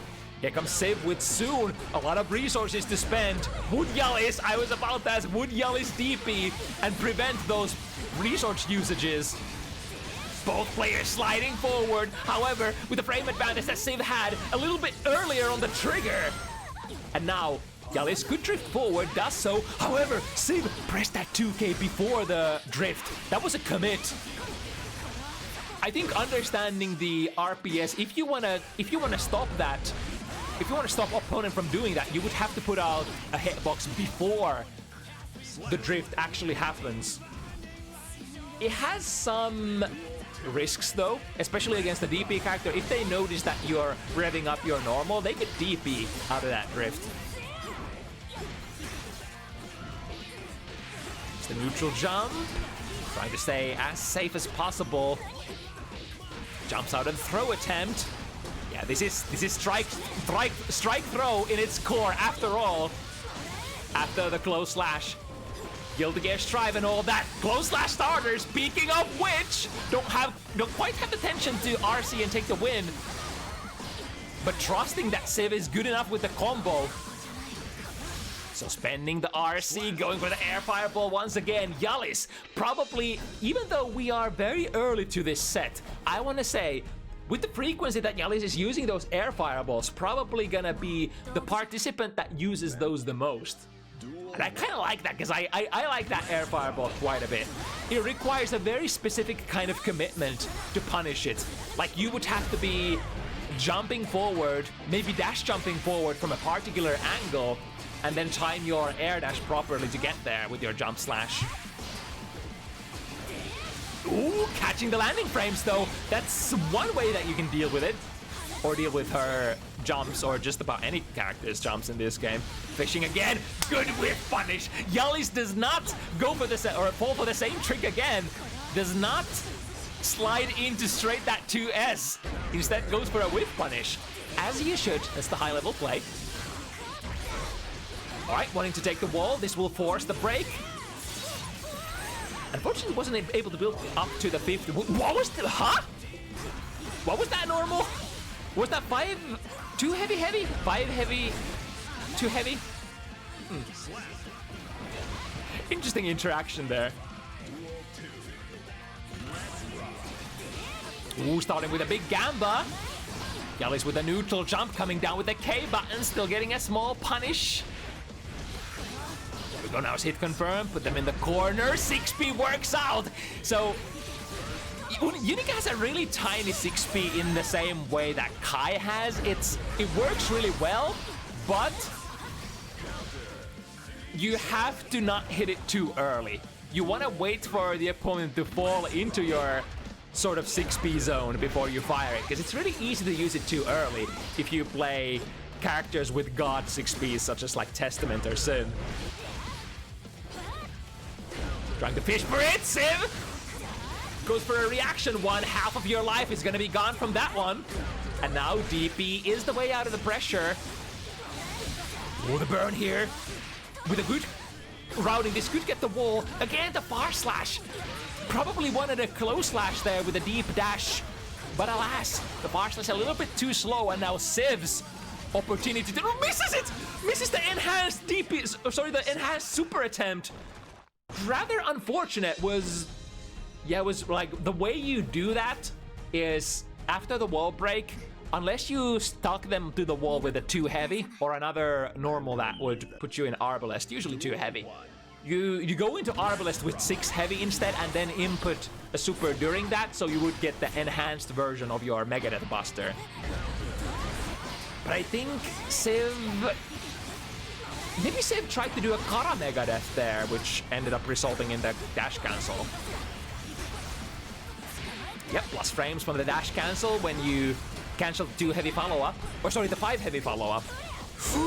Missing with the DP, lots of damage inbound. What are we gonna route into? An extra RC. 100, spending it all, but not getting the wall. That kind of equalizes the situation, or perhaps puts Civ in an advantage in every other way other than the positional advantage. But Jalis holding down the fort. Using the fundamentals, and boxing the opponent in the corner. This time it's Jalis who goes for the big route. And Jalis actually had a pretty funky routing attempt in practice mode for this exact situation earlier. I think he had was trying to find a route that would spend 100 burst out of that 5 heavy counter hit and would build 50 meter as well so that you could super, but wasn't able to find a proper route plus frames. Guard crush from the beam. However, from this jump-in situation, Jalis turns up the heat.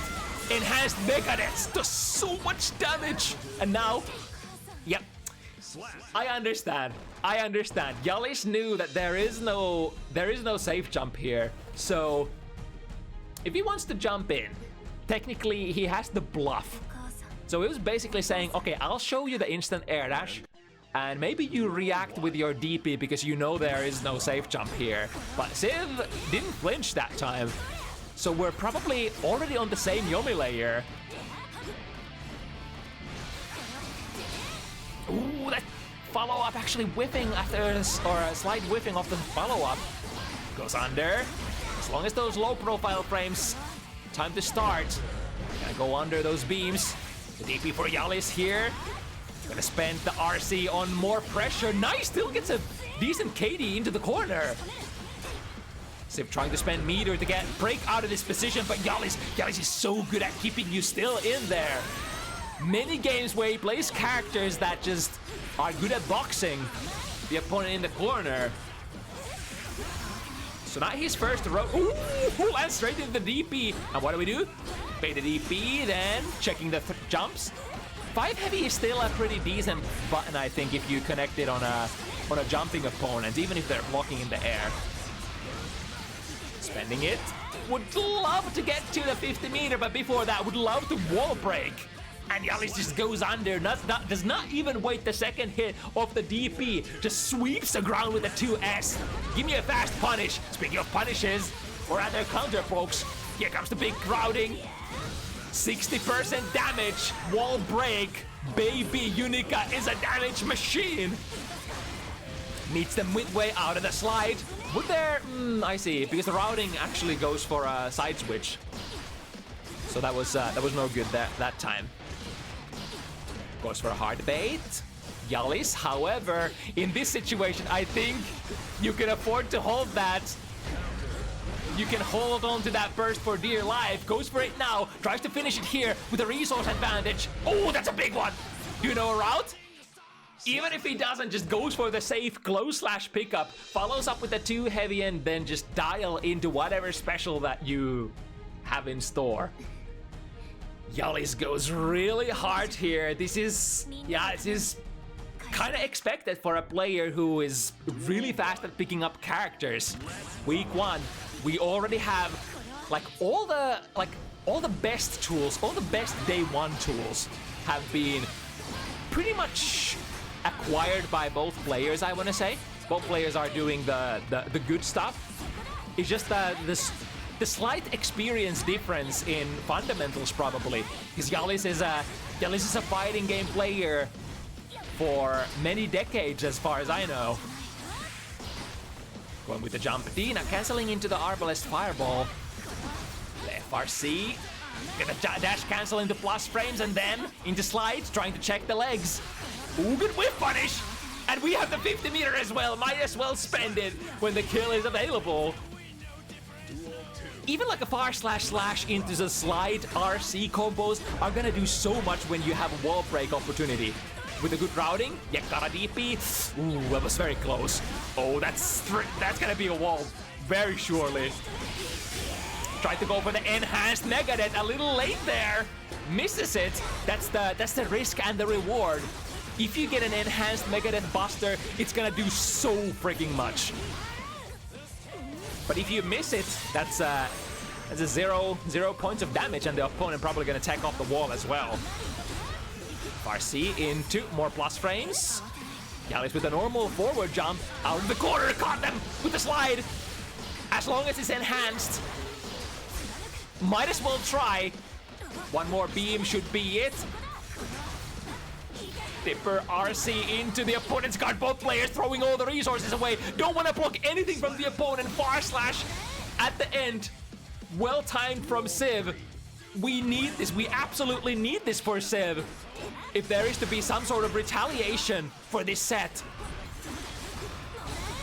The RPS here. Yeah. Jalis taking the safer approach and just backdashes out of that -3.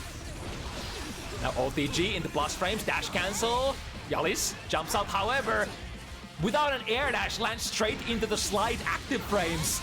RC, we're attempting to take the wall, misses the kara cancel. Jalis has been pretty good at getting the DP kara cancel earlier. The shimmy into small damage, but we're still pressing it. RC, spend it all. Sim DP's out. Oh, it could be a good chance.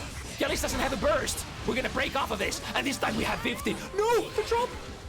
Has to use it on a YRC in order to force her turn. Break the wall, but it's an equal situation. Both players throwing plasma. Civ starting the beam a little bit earlier and goes under. The RPS knows that since Jalis actually blocked the fireball, Jalis was like, okay, I'm +5, so I'm gonna throw my fireball and kill your fireball. But Civ was on the next layer and slid under, taking the big gamba instead of going over, which is arguably a slightly less of a risk. Choosing to go with the slide that surely gets you there, no matter what range. I mean, usually. I mean, not from full screen, of course, but like slightly closer than full screen distance. Right, with a little bit of wind under her sail, will Civ be able to make this comeback? Reacting to the 6 heavy, I reckon, throwing Jalis into the corner, but he breaks out of there. Really fast, go under the bar slash with the slide. Ooh, no punish there. Just going over. The jump slash for Unica has a, I think, hitbox heading straight forward. So if you would cross up, you would have to use jump gay, which is kind of like Soul's jump gay, or jump heavy, which has a straight up cross up hitbox. And break it with any button of your choice. Okay. Definitely wind under his sails. Oh, so close to whiffing. It really depends on what the sort of spacing is when you're hitting that 5 heavy, if you actually want to go for like an anti-air non-counter hit combo. Good respect there. Waiting for the DP, waiting for her opportunity to explode. Drop the combo though. Unfortunately, the big 50 that was supposed to go to the wall break super has to go to the YRC, and now in return Jalis breaks with an enhanced buster and last mix-up potentially. Yeah, might as well use that wild assault if you're willing to fight for this round. If you want to checkmate here, then I guess you would invest. But now, unfortunately, Civ is not going to have any burst resources for this round. Or I mean, burst recovers pretty fast in Guilty Gear Strive, so nice VP against the slide cancel, I think that was. Yeah, can afford to burn. FRC burns everything. Or I mean, because that was an FRC, does actually have a little bit of tension left there. 2K 2D, we can burn again. God, Jalis has so much meter. Guilty Gear Strive, baby. You break the wall once, and then you make the opponent block stuff. Oh, that's interesting, because the beam has such a good hurt box. It tends to be very safe against DPs. One more. Good 6P into Michael Sword again. Jalis is basically 2 out of 2 for successful 6Ps. Very impressive. I'm whiffing that normal all the time. Because of course I would. I'm a synth player. I have the horizontally most reaching 6P in the game. And if you play with another character's fundamentals like that, you're gonna hit that 6P way too early. Way too early. Alright, a drive-by with a jump K. Enhanced beam, lots of plus frames, however, at that distance, it's always about the distance. The closer you are to your opponent, the better you are for utilizing those plus 12 that you get out of the blue beam guard crush. However, here comes the big combo. Misses the blue beam. Still boxing the opponent. Look at this movement from Jalis. Sees the opponent inching forward in the air. Take a back step. Put yourself in a great anti-air position. Don't risk them air dashing over you. Jalis set point. Nice walk back. into a far slash with punish. This is the other layer. These are basically the two primary layers of Unica round start. Either you hit 5 heavy immediately, or you go for the micro walk back in order to try to whiff punish. You don't necessarily need other layers, because those are kind of your most powerful ones. Swinging to dash cancel. DP, you're not gonna get out of this one. No opportunity to spend meter. Oh, wait, whiff! Too far away, has to RC that because that was a non-arbalest slide. Here comes Jalis. You, of course, we're gonna burn. Jalis has been burning for. Whoa! Good timing on the burst. Makes Jalis lose all that tension. And I mean, it would have been over. It would have been over for Civ if she didn't have the vigilance to go for the burst immediately. A little bit too far to combo into 2D, I reckon. Good whiff punish. No follow-up though. Far slash. Where is the S? Where is the S follow-up? Jalis, where is it? Here comes the beam. Oh, I think no slides into the active hitbox. The hitbox of the laser beam on the gun front end is such a deceptive one. And once again, bursting the big 5 heavy round start. That's gonna be a punish. Yep. Standard combo into a decent amount of corner carry.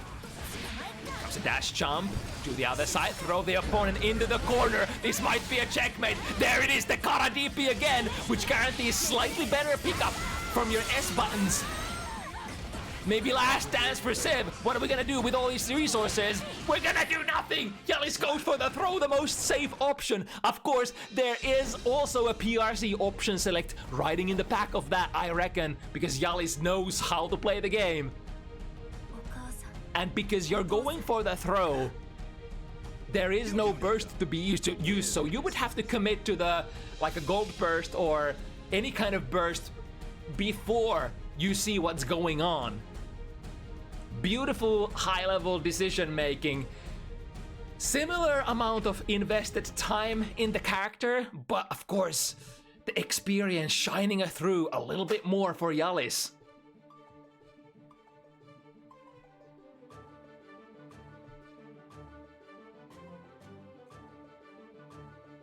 But yeah, really good stuff showing on the last, showing the sort of all of the BMB day one routes that you absolutely need when you're trying to play this character for the first time.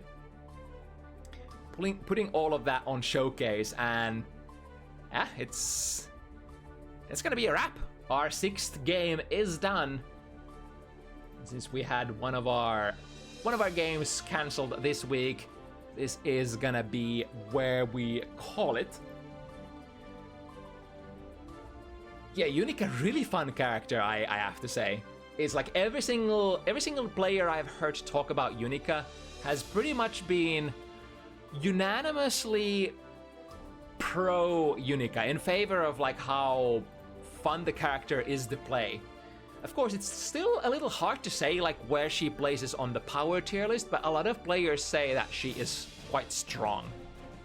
It's like strong with some flaws, which is probably the sort of the sweet spot that you want to fall into on your DLC characters. She might actually be one of the better balanced DLC releases so far. So I think in that sort of in that light, I think Arc System Works and Team Red made pretty good job with this one. I have to say, if you ask my humble, honest opinion, I think this is probably the best DLC character so far. Okay, but enough talk. Have at you. We're gonna move on. See if there are any potential destinations to raid here on Twitch. Thank you so much for being part of the Unica release event. If you want to play next week, you can join my Discord, for instance. The sign-up forms are going to be posted there a couple of minutes after our stream goes on, offline. And yeah, with that, let's send you to the moth pit.